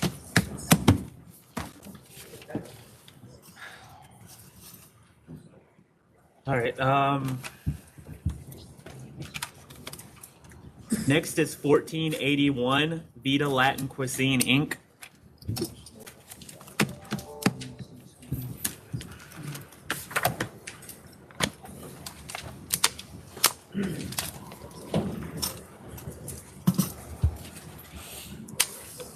$14.81. Not that.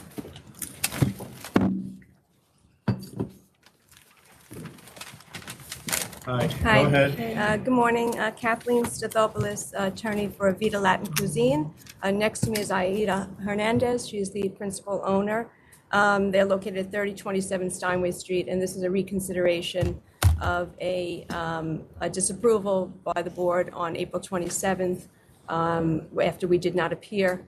The original hearing was based on a disapproval or by the 500-foot rule, the 500-foot hearing, because I failed to attach the community board stipulations.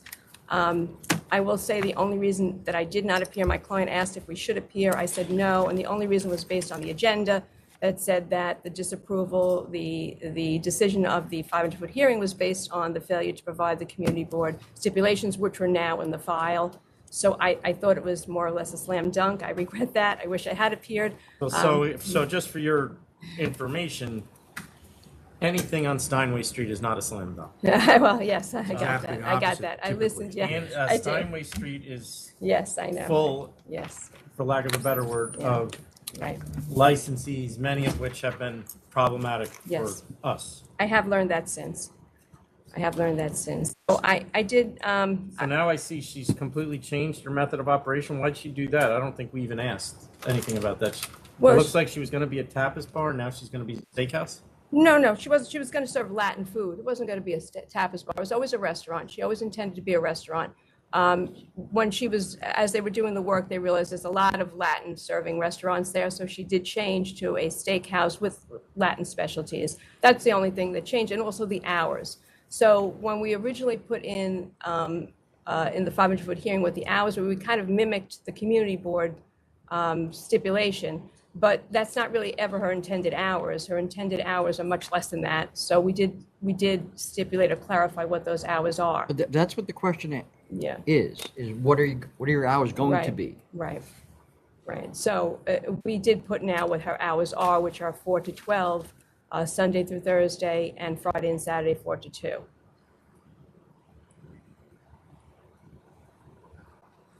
And In regard to the DJ, she is seeking a DJ, but not for weekends or anything of that nature. But we did indicate that she might want to have private parties every now and then. I think I don't remember how many we indicated that if somebody asked for them. So she would like the availability of a DJ just for that purpose, but not for anything else, not on a daily basis or a weekend purpose. And once again, if that's something that the board does not want a DJ, she's not, she won't have it. does she have experience? Well, she does not. She's worked for the same company for over 20 years. She did have a cafe in downtown Brooklyn for 2 years, but it was not a liquor. It did not have liquor. She does not have any liquor license experience. She has retained, and they're here today, 2 proposed managers who will work with her, and I did provide their resumes, and they have extensive liquor experience. She's also going to take the tip certified class as well. Just to, so she can also have more knowledge of it. Okay. Okay, Donald. All right, Commissioner Fan. I'm going to go with chairman. All right, I'm going to vote to approve. Well, you grant reconsideration. Oh, yeah, I'm going to grant reconsideration. And then Yes. vote to approve. All right. With Yeah, what do we approve? Because since they're changing things, what the what- method of operation as a restaurant steakhouse. 4 to Sunday through Wednesday, 4 to 12, Thursdays through Saturday, 4 to 2. DJ for private events only, 2 security, you can have security guards as needed. Principal to manage with 2 other managers that she's already hired. We need PQ, personal questionnaires from the managers. Well, she's going to be on site, but do you need them? I can Yeah. provide them to you, no Yeah, problem. 'cause Okay, sure, no The last problem. thing she wants is our investigator walk in and she's not there. Okay, And then we sure. don't have personal questionnaires. No in the problem, other two I will days. provide them. And that's it. Commissioner Fan? Yes, I'm gonna vote with Chairman. What did the STIP, I didn't see the STIPs. What did the community board STIP say? 4 a.m., that's it? Yeah, it's very generic, yeah, it just says. All right, so I'm Community all Board set. 1. Commissioner Ford? I'm good with that. Okay. Good luck. Thank you Good very luck. much, thank you. Thank you. Next is 1482, TAMASHII Gold, Inc.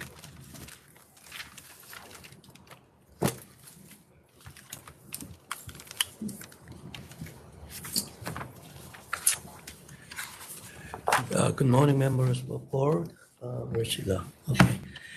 Okay, Mrs. Hai is the president of the corporation here, and JU, I'm the representative. We are applying for the new. What are the hours? The hours is 12 p.m. to 10 p.m. Sunday through Wednesday, 12 p.m. to 11 p.m. Thursday through Saturday. Okay. And does she know the history of the last 2 licenses here? 3 of the last 4 licenses here were canceled. I don't think they were this type of restaurant, but No, she we should be aware of that. We didn't know until the SLA notified us. There's no connection with the prior. No, owner. there's no connections at all. I'm good, go ahead.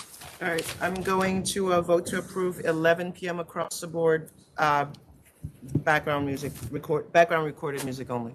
Commissioner Ford? I'll approve under the same conditions. Chairman I Brown? will as well. Thank you.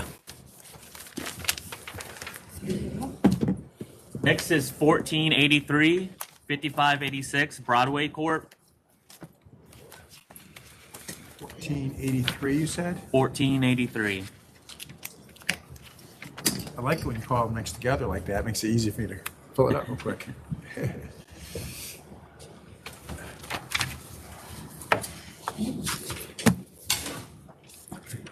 Good morning again, members of the authority.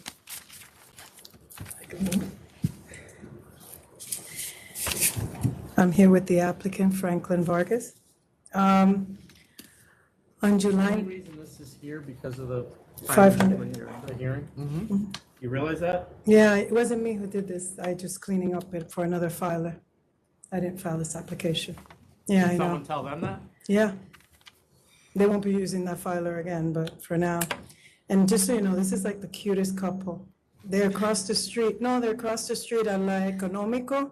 They have an on-premise license. They work, she works during the day, then she runs over and helps them with the payroll, with the processing. You're not gonna have a problem here. And they open from 12 to 2 a.m., weekends for 4 a.m. if they need it. But this is a family-run business. Económico's been there 17 years. I don't have a 4 AM request here. What? No, if, It says 2 a.m. 2 a.m. 4 AM if they need it. For is Friday, okay, no problem, I don't think that's, To, what looks like 2 a.m. okay. They have the bids approval, the community board, it's just, I spent 2 hours with them and it was the best 2 hours ever. Why is a DJ booth in there if they're not having a DJ? We have a DJ on the application, Chairman Bradley. We have recorded music, Recorded live music. and karaoke. She just asked me, it's a DJ? It's the Bronx, Chairman Bradley, and that's kind of, can we add it to the method of operation? Can we add it to the method of operation now? Because everybody asked to listen to the music that they want to listen to. But this goes back to them, put it in the application. Yeah, I didn't file the initial application, ladies and gentlemen. We'll give you that. We'll give it to But here, Please. I mean, I now we're at the understand, board Mr. meeting, Donahue. and now you're asking. This is the first time you looked at their application? No, I You didn't could file have the, You could have amended the application. you know what, you're right. But when she mentioned it today, I said, that's why I mentioned it. And, no, that's what it was brought to the table. Commissioner All right, Fan? I'm gonna vote to approve 2 AM across the board, recorded live karaoke and DJ. Security guard is needed, manager is needed. She has a question? Okay, go ahead. I just want to clarify and make sure that we're on the same page. When you say the 2 o'clock closing, that was when the community board said that they approved fully for the first year so that we close at 2. But then can I assume that after the first year, we can close at You cannot assume you can come back and request more hours. And you're gonna go, and in order to do that, you need to go to the community board first, okay, and then go to us. and then, okay, so in the, You're 2 o'clock until somebody here tells you otherwise. okay, So after a year, you can come back. all right. Come back. That sounds good, perfect, thank you. Commissioner Ford, you're okay with? Yes, yes. And Chairman Rattler? Yes. Okay. You're not gonna come back for LC too, it's gonna be just. Next is 1486. That's GEJ Premier LLC.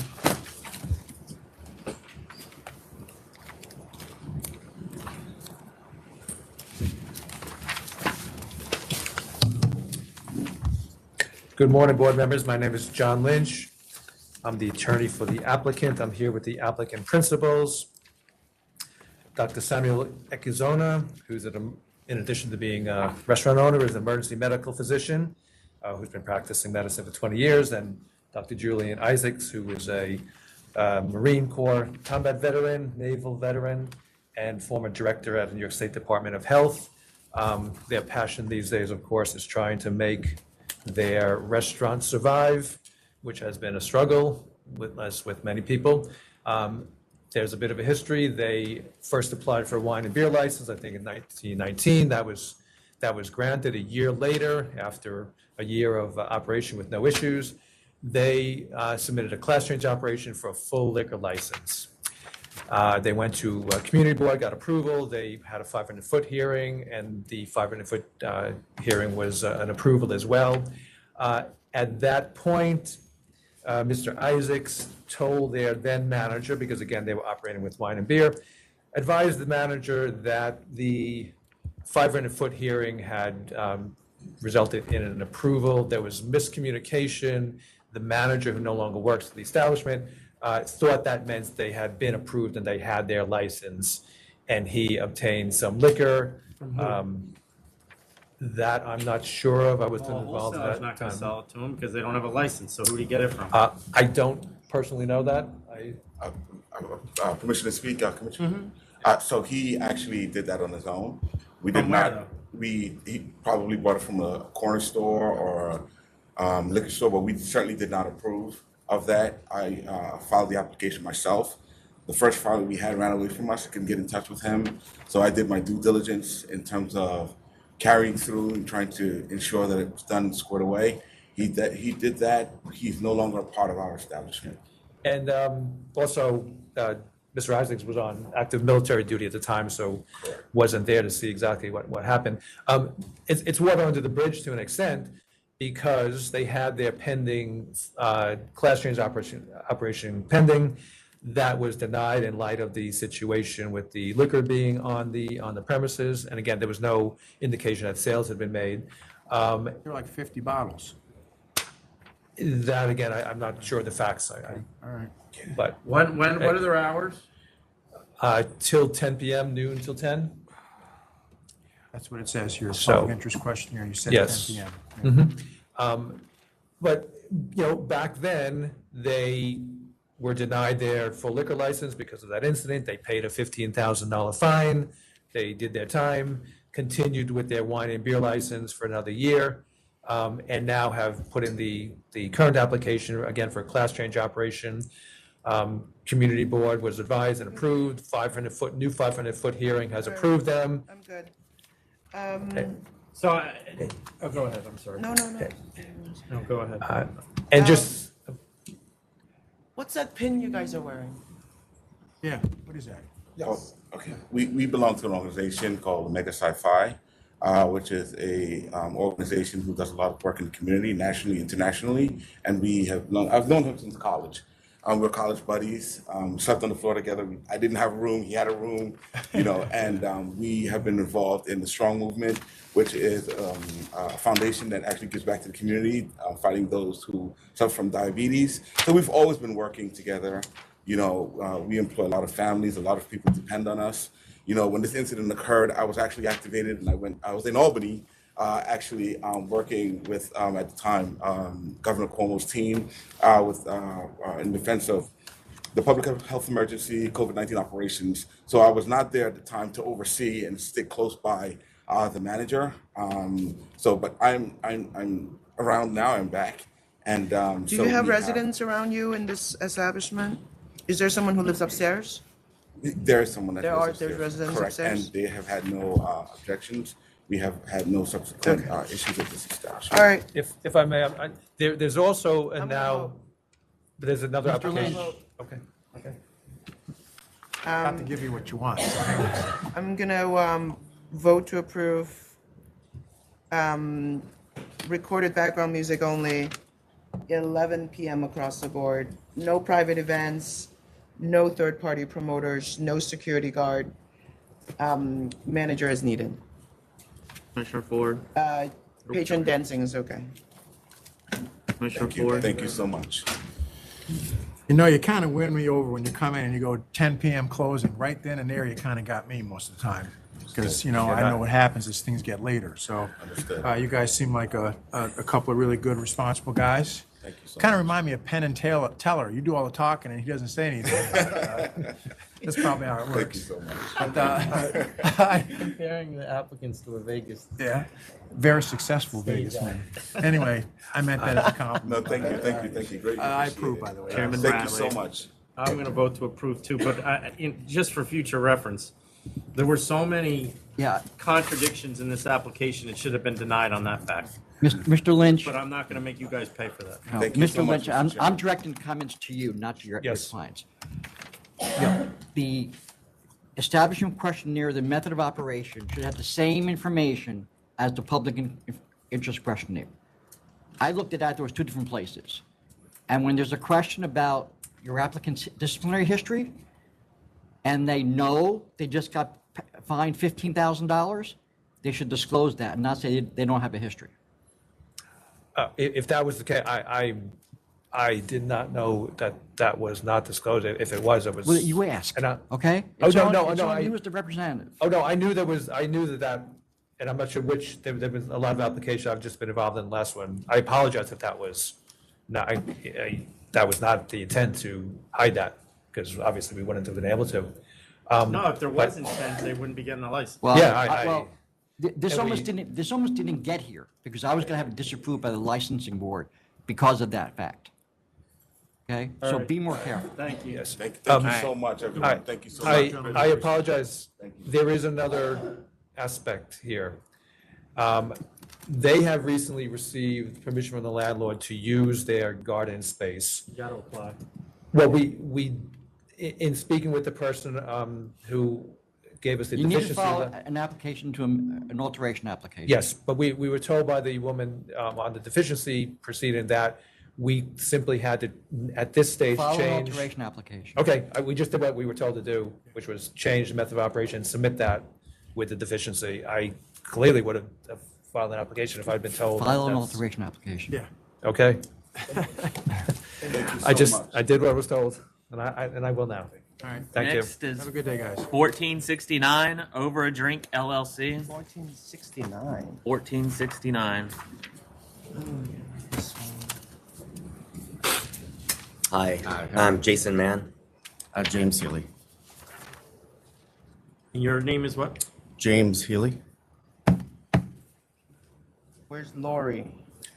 California with her brand new granddaughter. Yeah. Oh, cool. It's here. Because it was summaried in 20 and canceled, and then expired in 21. The Yeah, last- that's the only issue. Did the ALJ not get that information or did not know that? No, these guys aren't related to whoever. No, we have no idea. We've never So even. you met want that. 2 a.m. closed Sunday through Thursday, 4 a.m. Friday and Saturday? Yes, that's correct. Please. Okay. Yeah, I'm okay with that. Yeah. I will adopt all of CB4 stipulations. Where's 405? Is that? Right when you're off of Ninth, it's the third establishment. Yeah. There's Jasper's and then a coffee shop and then us. Did you already approve or not? Yep. With Yeah, CB stips. I'm gonna approve with the CB stips as well. And Commissioner Ford. All right. You've been approved. Thank you so much. Have a good afternoon. Next is 1479, 1267 LRM Corporation.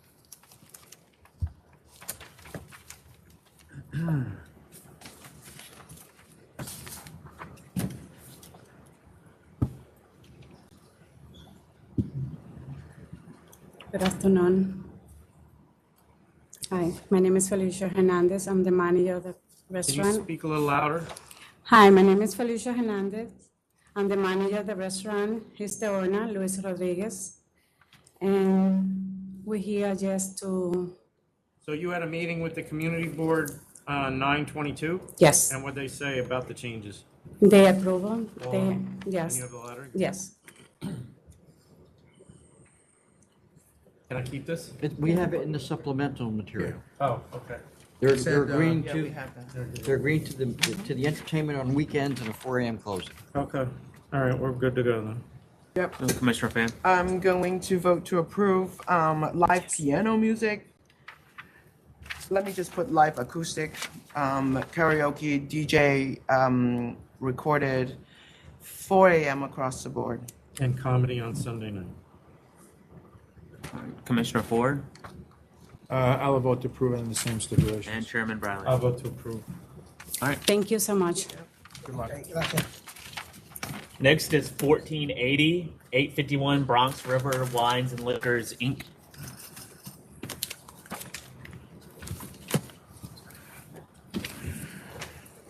Sorry, I missed a minute. Good afternoon, Chairman Bradley, Commissioner Fan, Commissioner Ford, and all members of the board. My name is Matthew Leone. I'm appearing for the licensee. With me today is Shazad Varani, who is the manager of the store. Why is he moving? Like, it doesn't appear it's that much bigger. You know what, it is, it's a little, it's surprising, it is a little bit bigger, and it's gonna be brand new space. And it's gonna be configured differently. It's gonna be a little bit more open. They're gonna be able to have some tastings. It should be a better experience overall for the customers. And So he has there's another issue. Yes. That arose as a result of the application. When he got this place, he indicated to us he was gonna manage it. And it appears now that he doesn't even intend on living here. Which you can own a liquor store and live in Florida, but he Right. needs to change and tell us who's managing the place. Sure, so, Not here, he needs to file a personal questionnaire for the manager. right, okay, I think that it was filed. So Shazad should be on record now, but if not, if you don't have it, we will certainly file it again. Personal questionnaire. Yeah. Commissioner Fan. Yes, I'm going to vote to approve. Commissioner Ford I'll vote to approve as well. and Chairman I'll Bradley. vote to approve. Thank you, appreciate it, thank you. So next is 1478 Oriental Boulevard, 111 Food Corp.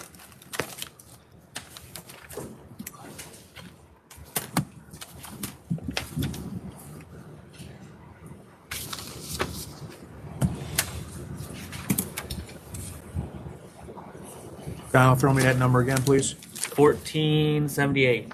Yep. Good afternoon. Hi, everyone. Good afternoon. Rosa Brewers, representative for the applicant, Oriental Boulevard.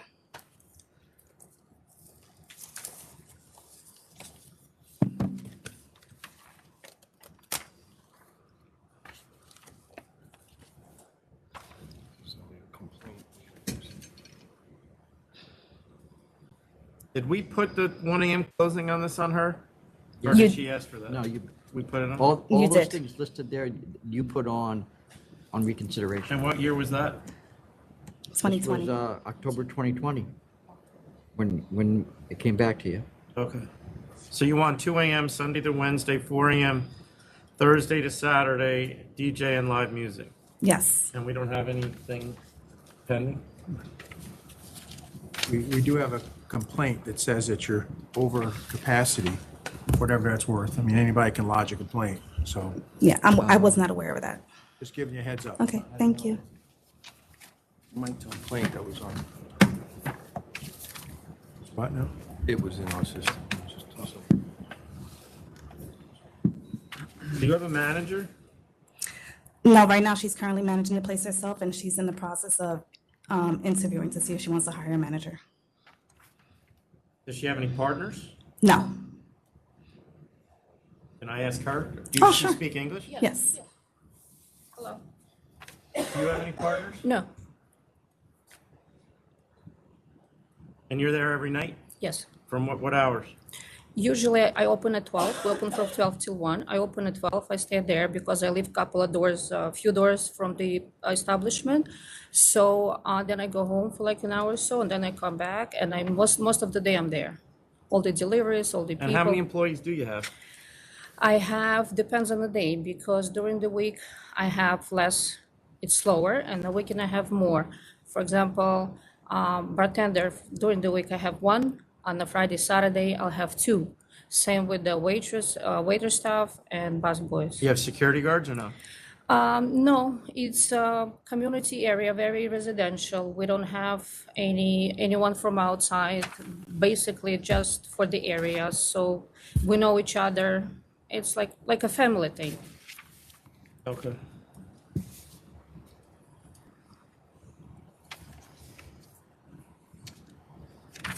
All right, I guess we're ready. Commissioner Fan? Yes, I'm gonna vote to approve 4 a.m. Thursday to Saturday, 2 a.m. Sunday to Wednesday, DJ, live music, security guard as needed.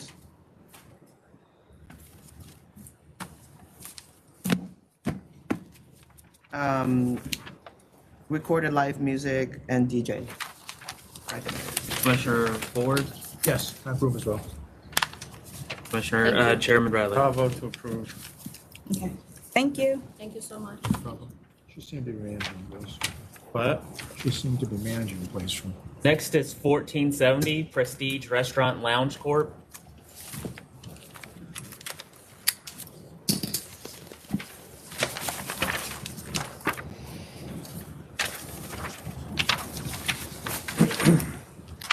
Good afternoon, my name is Frank Palillo, this side.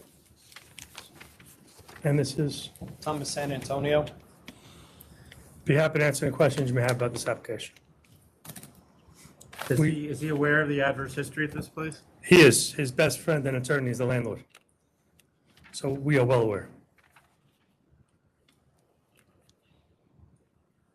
What was the cause that he got denied here in 20?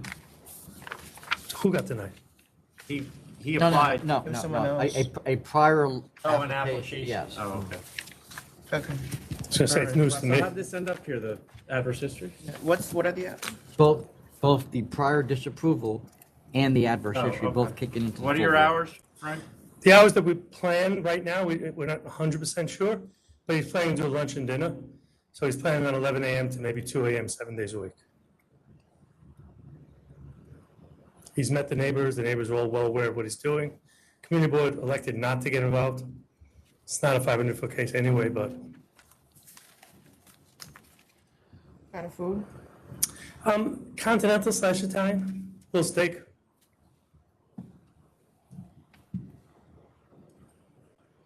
Little steak? Little steaks. I was gonna say the menu's little like me. Made me hungry. Well, continental and Italian. All right. You ready? I'm gonna vote to approve, 3, I'm gonna put security guards as needed, because you probably didn't need it on the weekends. We didn't want them. We only put them on the application because of the prior operation. Okay, then He doesn't want I'm them. gonna put as needed. It's fine. And you're gonna submit personal questionnaire for the manager. Yes. Recorded live DJ, and dancing. And dance. I'm gonna do, 2 private events each month, the 24 a year. And no use of third-party promoters, and 2 a.m. across the board. Commissioner Ford, I'll agree to the same stipulations. Chairman Bradley. conditions, whatever. I'll approve under the same condition. Thank you. Have a good 2 weeks. Thank you. Next is 1476, BARCHAA Inc.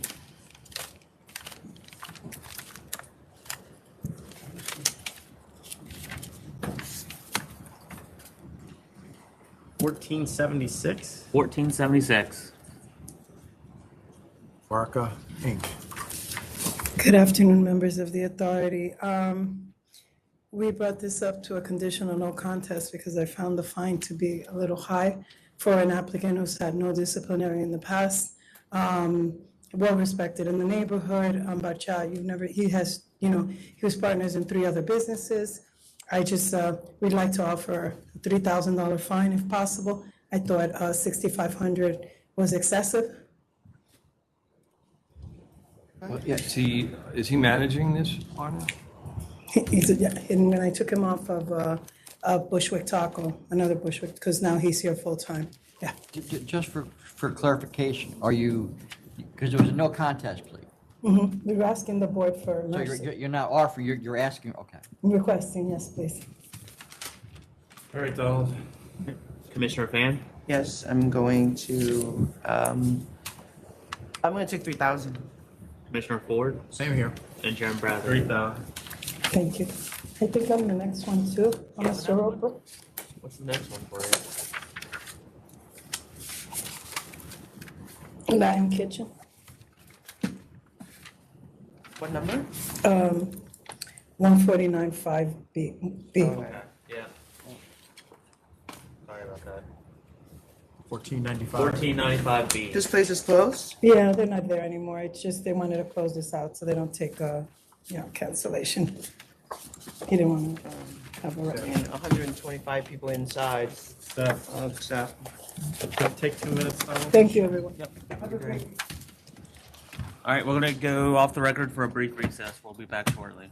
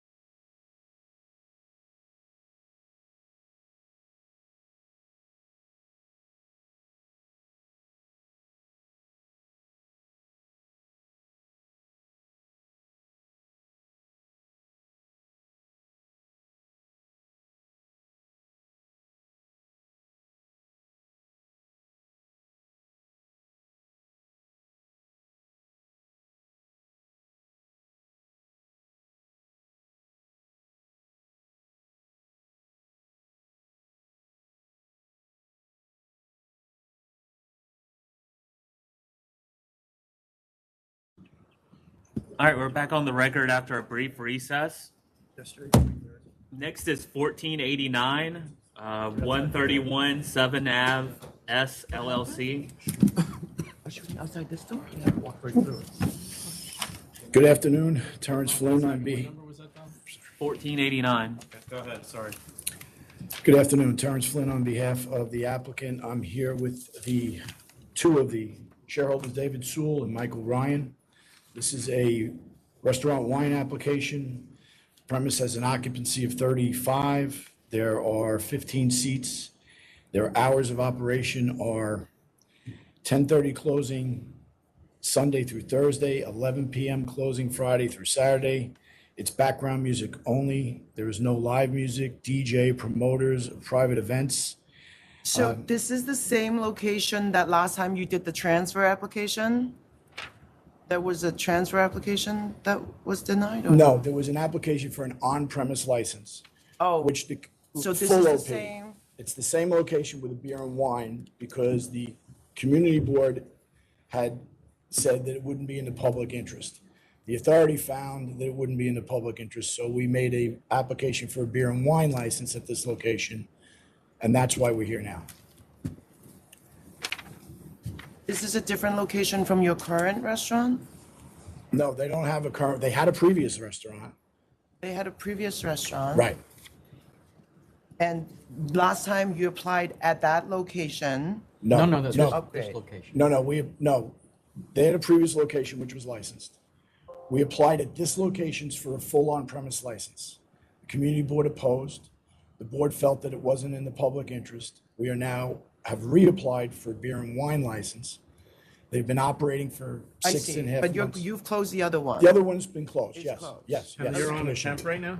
We've been under a temp for over 6.5 months, yes. No, thank you. I just want to clarify. Yeah. Thanks for coming back, by No, the way. no problem. Because since we were there, I walked by that place a whole bunch of times and I'm like, why did we say no to that? We're only human. No. All right. Do you have Ready an to issue? vote or? I'm trying to picture this place. It's It's a 11 small p.m. place. 11 p.m. closing on Friday and Saturday and 10:30 p.m. It's the old Otto's Tacos on West 10th. Okay, so, do you have more questions? No, we're good. Go ahead. I'm going to vote to approve 11 p.m. across the board. Bathroom waiver is granted.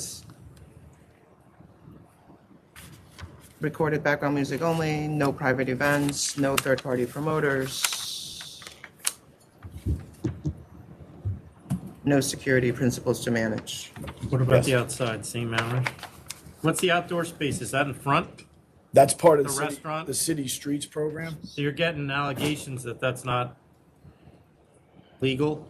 So the city is the one enforcing Yeah. that, so I'd just be careful. That was approved under city streets, and whether they extended or not, we're all waiting to find out. And then obviously the community board is not a fan because they were not happy with what went on during COVID at your other location, which is probably why they voted to ixnay this one originally. So I'd be watching out for them as well. Yes. I'll vote to approve under the same conditions though. Commissioner Ford? Approved. Thank you very much. Have a very nice day. Next is 1477, ROSA'S on Kent LLC.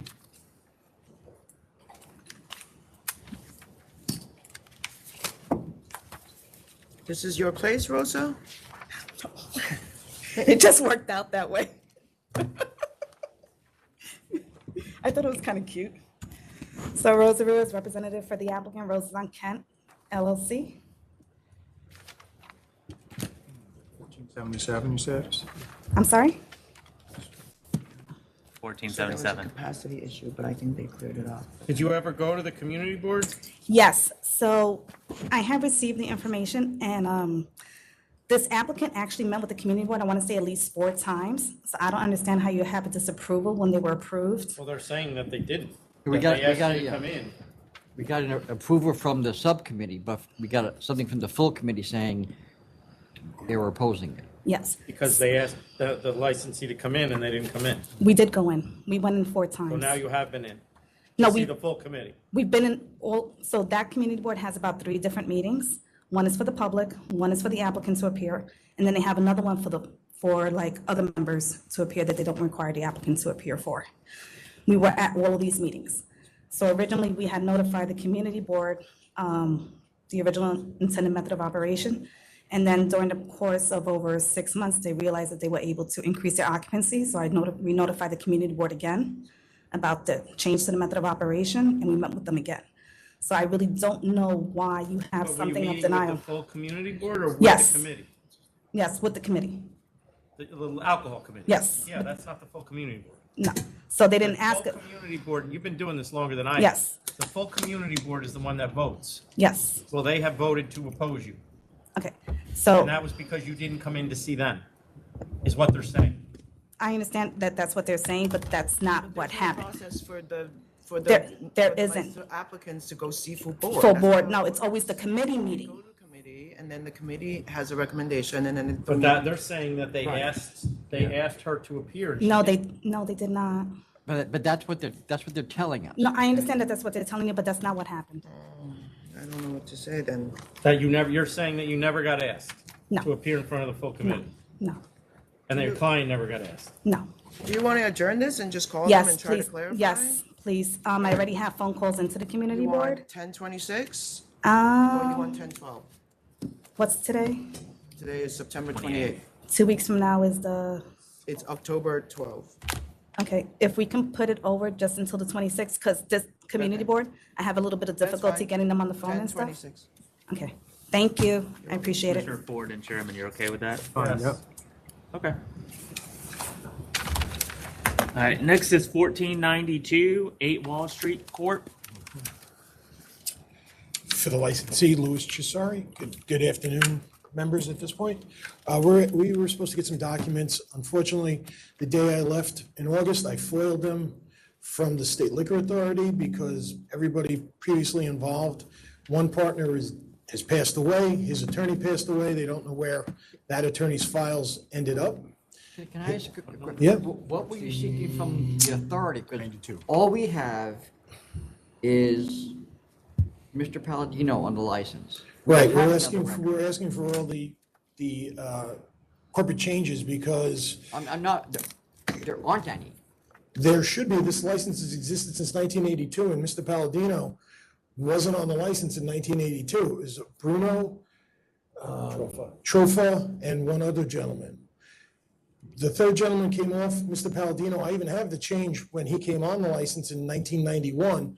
That's the document from the State Liquor Authority that has Mr. Palladino as president, Mr. Trofa, I think, as vice president, and Bruno as secretary. And then when I spoke to Mr. Fitchbaum, who's no longer here, he said there were 3 corporate changes that exist. He was getting them to me, but I've now learned that he's no longer with the State Liquor Authority. So I'm still waiting for the FOIL information, but I was told there were several changes done, and there were actually 4 applications. That one I didn't understand, and neither did he. Mr. Palladino's renewal was disapproved based on the fact that he had added Anthony Trofa to it? No, and then Anthony he sent a Trofa's letter. been on 14 renewals And beforehand. Mr. Palladino sent us a letter saying that Anthony Trofa is not on the license, that he's the only principal on the license? At this point, yes, we were just trying to get the documentation, so that was changed all along in 2016. That happened. So there's confusion somewhere, that's why I foiled the actual documents from the State Liquor Authority, and when I spoke to Mr. Fishburne, after I filed this, he says there were a bunch of corporate changes and applications, and he would get them for me. He has left, and I only learned that on Monday that he left, and that's why I was looking to adjourn it till the 26th to see if the new person taking over in FOIL I could reach out to and get those Okay. documents. 10:26. Thank you. Who's the new person? That would be Bob Buckley assisting Latoya. Okay, Bob Buckley. Oh, thank you. Okay. All right. Everyone okay with October 26th? Yes. Okay. Thank you. Thank you. Next is 1467 GB License LLC. Good afternoon, Ben Savitsky, Bernstein, Rado, and Savitsky. This is for licensee GB License LLC. It's a CNC for $1,500. The licensee met with council's office and members of the authority several months ago about a bunch of these. This should be the last one, and we've been sending compliance documents to licensing periodically. It's fine. Thank you. Thank you. All right. Jonathan, no one else is here, correct? No one else. All right, thank you. All right, so 1444 is a no contest default at pleading. 1444, you said? Yep, 1444. 2,000? What'd you say? 14. No, I know, you said 3,000? Yes. How was that canceling Canceling bond? bond. It's expired for 6 months, or 4 months. And they Oh, got I a whole noticed bunch it. of charges. I'm Sorry. pulling this next one too. Wait, it's Wait, go it's not with. expired, is it? No. 1444? It's not expired, but they have another case, 1452. Oh, no, it Can we isn't pull that expired. one as well? Yep, that's right, I didn't see that, yep. No, right, it's not expired, they put it in safekeeping. They put in safekeeping because there was another application filed that was then disapproved because of the all dependent charges. Well, I'm at cancel and bond because this is multiple cigarettes and then there are two No, you're on sales to four- mine. Oh, then you have another one? What Yeah, number there's is that? another case, 1452. Yeah, so that's why I was canceling. Yeah. All right, cancel and bond. Is that for all? Everything? Yes. For 1452 as well? Yes, take Yeah. out 1452.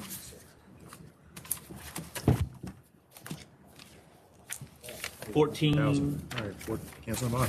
1445 is an offer of 3,500. 3,500. 3,500.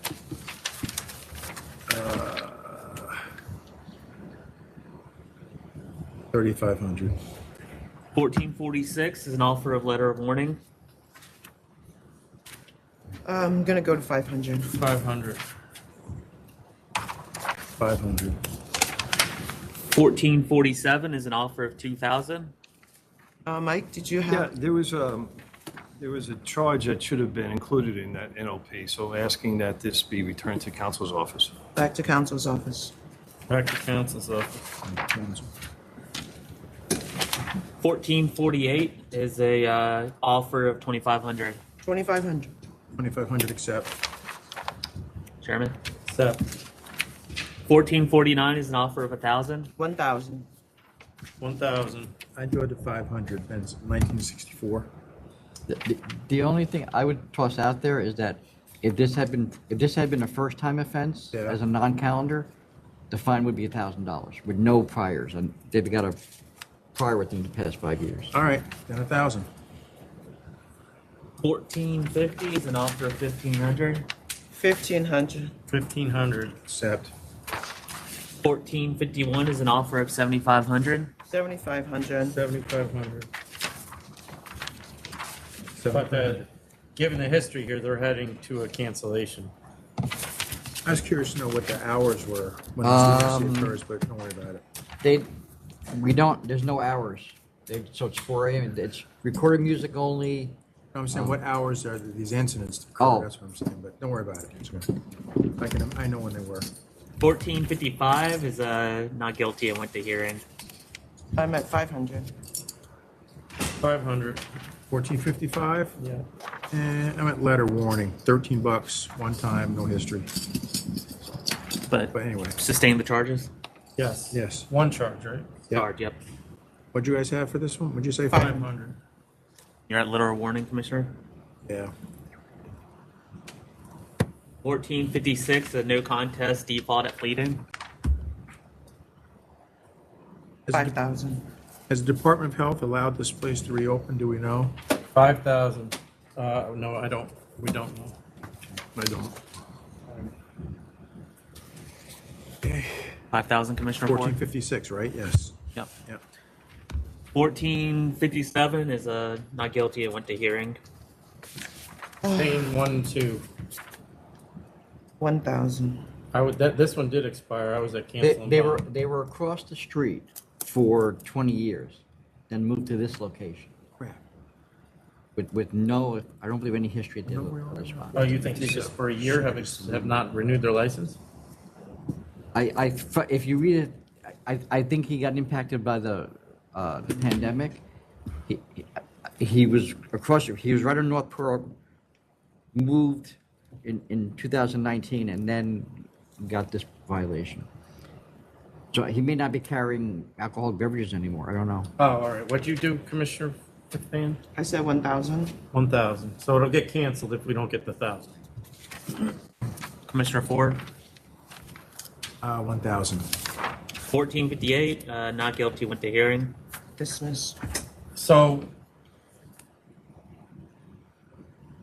That's what I thought. well, I am going to dismiss the charge. I like Commissioner Fan, but this obviously needs to be further investigated. So Mike, can you make sure that investigators go out, do a thorough investigation related to the 200, it's obviously that it's obvious it's within 200 feet of this building. There's no argument about that. But their question is whether the church existed before the license was applied for. They need to interview people at the church and look at records at the church if they can get their hands on them, and try to identify whether this place was operating exclusively as a church when this license was applied for. Then make a report to licensing. Yeah, because if we have evidence that, if there's a 200-foot violation from back at the beginning, there's case law that allows us to not renew this license if it was issued in error. And then if there are two other licenses also within 200 feet that also receive full OPs, also report them to licensing. Will do. Okay. So we're sending out. But not you. I mean, the investigator can write the report, you review the report and send it to licensing. right. But this is dismissed, yes, for lack of evidence. All right. 1459 is a not guilty, went to hearing. 1,500. 1,500, sustain the charges. 1,500. 1460 is a no contest default at pleading. They have more open cases, Mike? 1460. Yep. There are 3 open cases. Check bounce, other disciplinary I charges. actually I want to cancel them bond, Yep. and then if they want to recon and come in, I'm with they you. can do that. Yep, cancel bond. Counseling bond. 1461, not guilty, went to hearing. 1,500. 1,500. 1,500. 1462, no contest, default at pleading. Cancel and Cancel bond. and Cancel bond. bond. 1463 is an offer of cancel and $1,000 civil penalty. Cancel and bond. Cancel and civil penalty. I'll accept. Yep, same here. 1464 is an offer of 1,000. 1,000. 1,000. 1,000. 1466 is an offer of 6,000. All right, let it not happen a third time, because then will have to be a cancellation. So accept 6,000. Commissioner Ford. Accept. 1471 is a new grocery store beer and wine products license application. Over, what do you want to do? I don't know, see what they do. He managed place with one cigarette. This is my old Whipper Oh, this Hill. is him going to his father-in-law, right?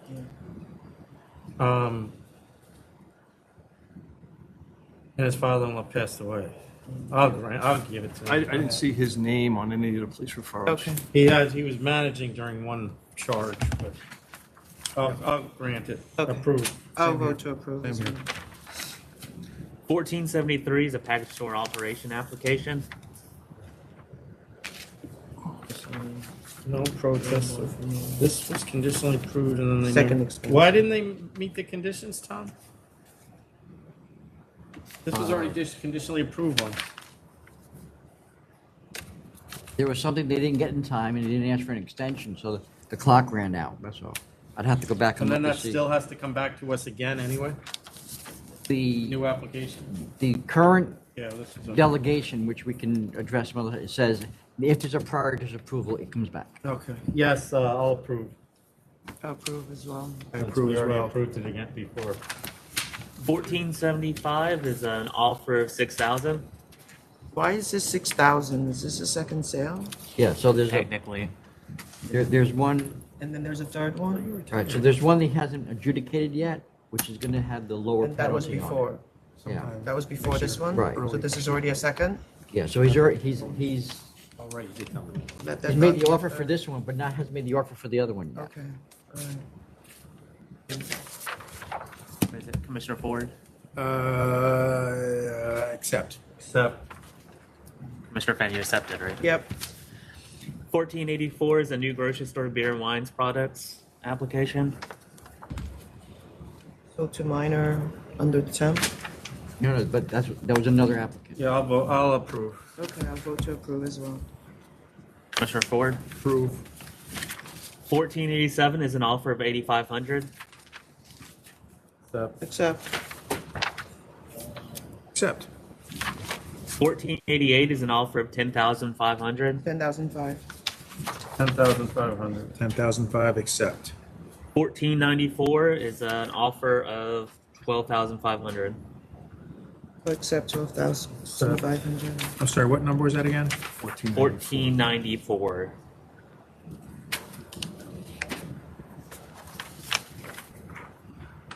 Accept. 1495 is an offer of cancel and bond. Cancel and bond. It's me. Okay. Accept. Accept. 1495A is a no contest default at pleading. 3,000. 3,000. It's one for each guy in the back, 3,000. 1495C is a failure, is an offer of 1,500. 1,500. 1,500, accept. 1,500. 1495D is a no contest default at pleading. Cancel and bond, place is closed. Cancel and bond. 1495E is an offer of 2,000. 2,000. 2,000, accept. Chairman? I don't know, place been open since Yeah, 1992. I'll go to 1,000. 1,000. But it's like 100 people fighting. Yeah, but they were in the street. This is actually not near my house, but it's the next town down. They're not a bad person. Okay. 1,000. 1495H is a no contest default at pleading. Cancel and bond. Cancel and bond. Cancel and bond. Oh, I'm at revoke and bond, actually. Ooh, struck a nerve, huh? Yes. Everyone Sure, else still they at can cancel or? cancel. I'm at revoke and bond, that's fine. Yeah. I'm a cancel. Okay. So revoke and bond.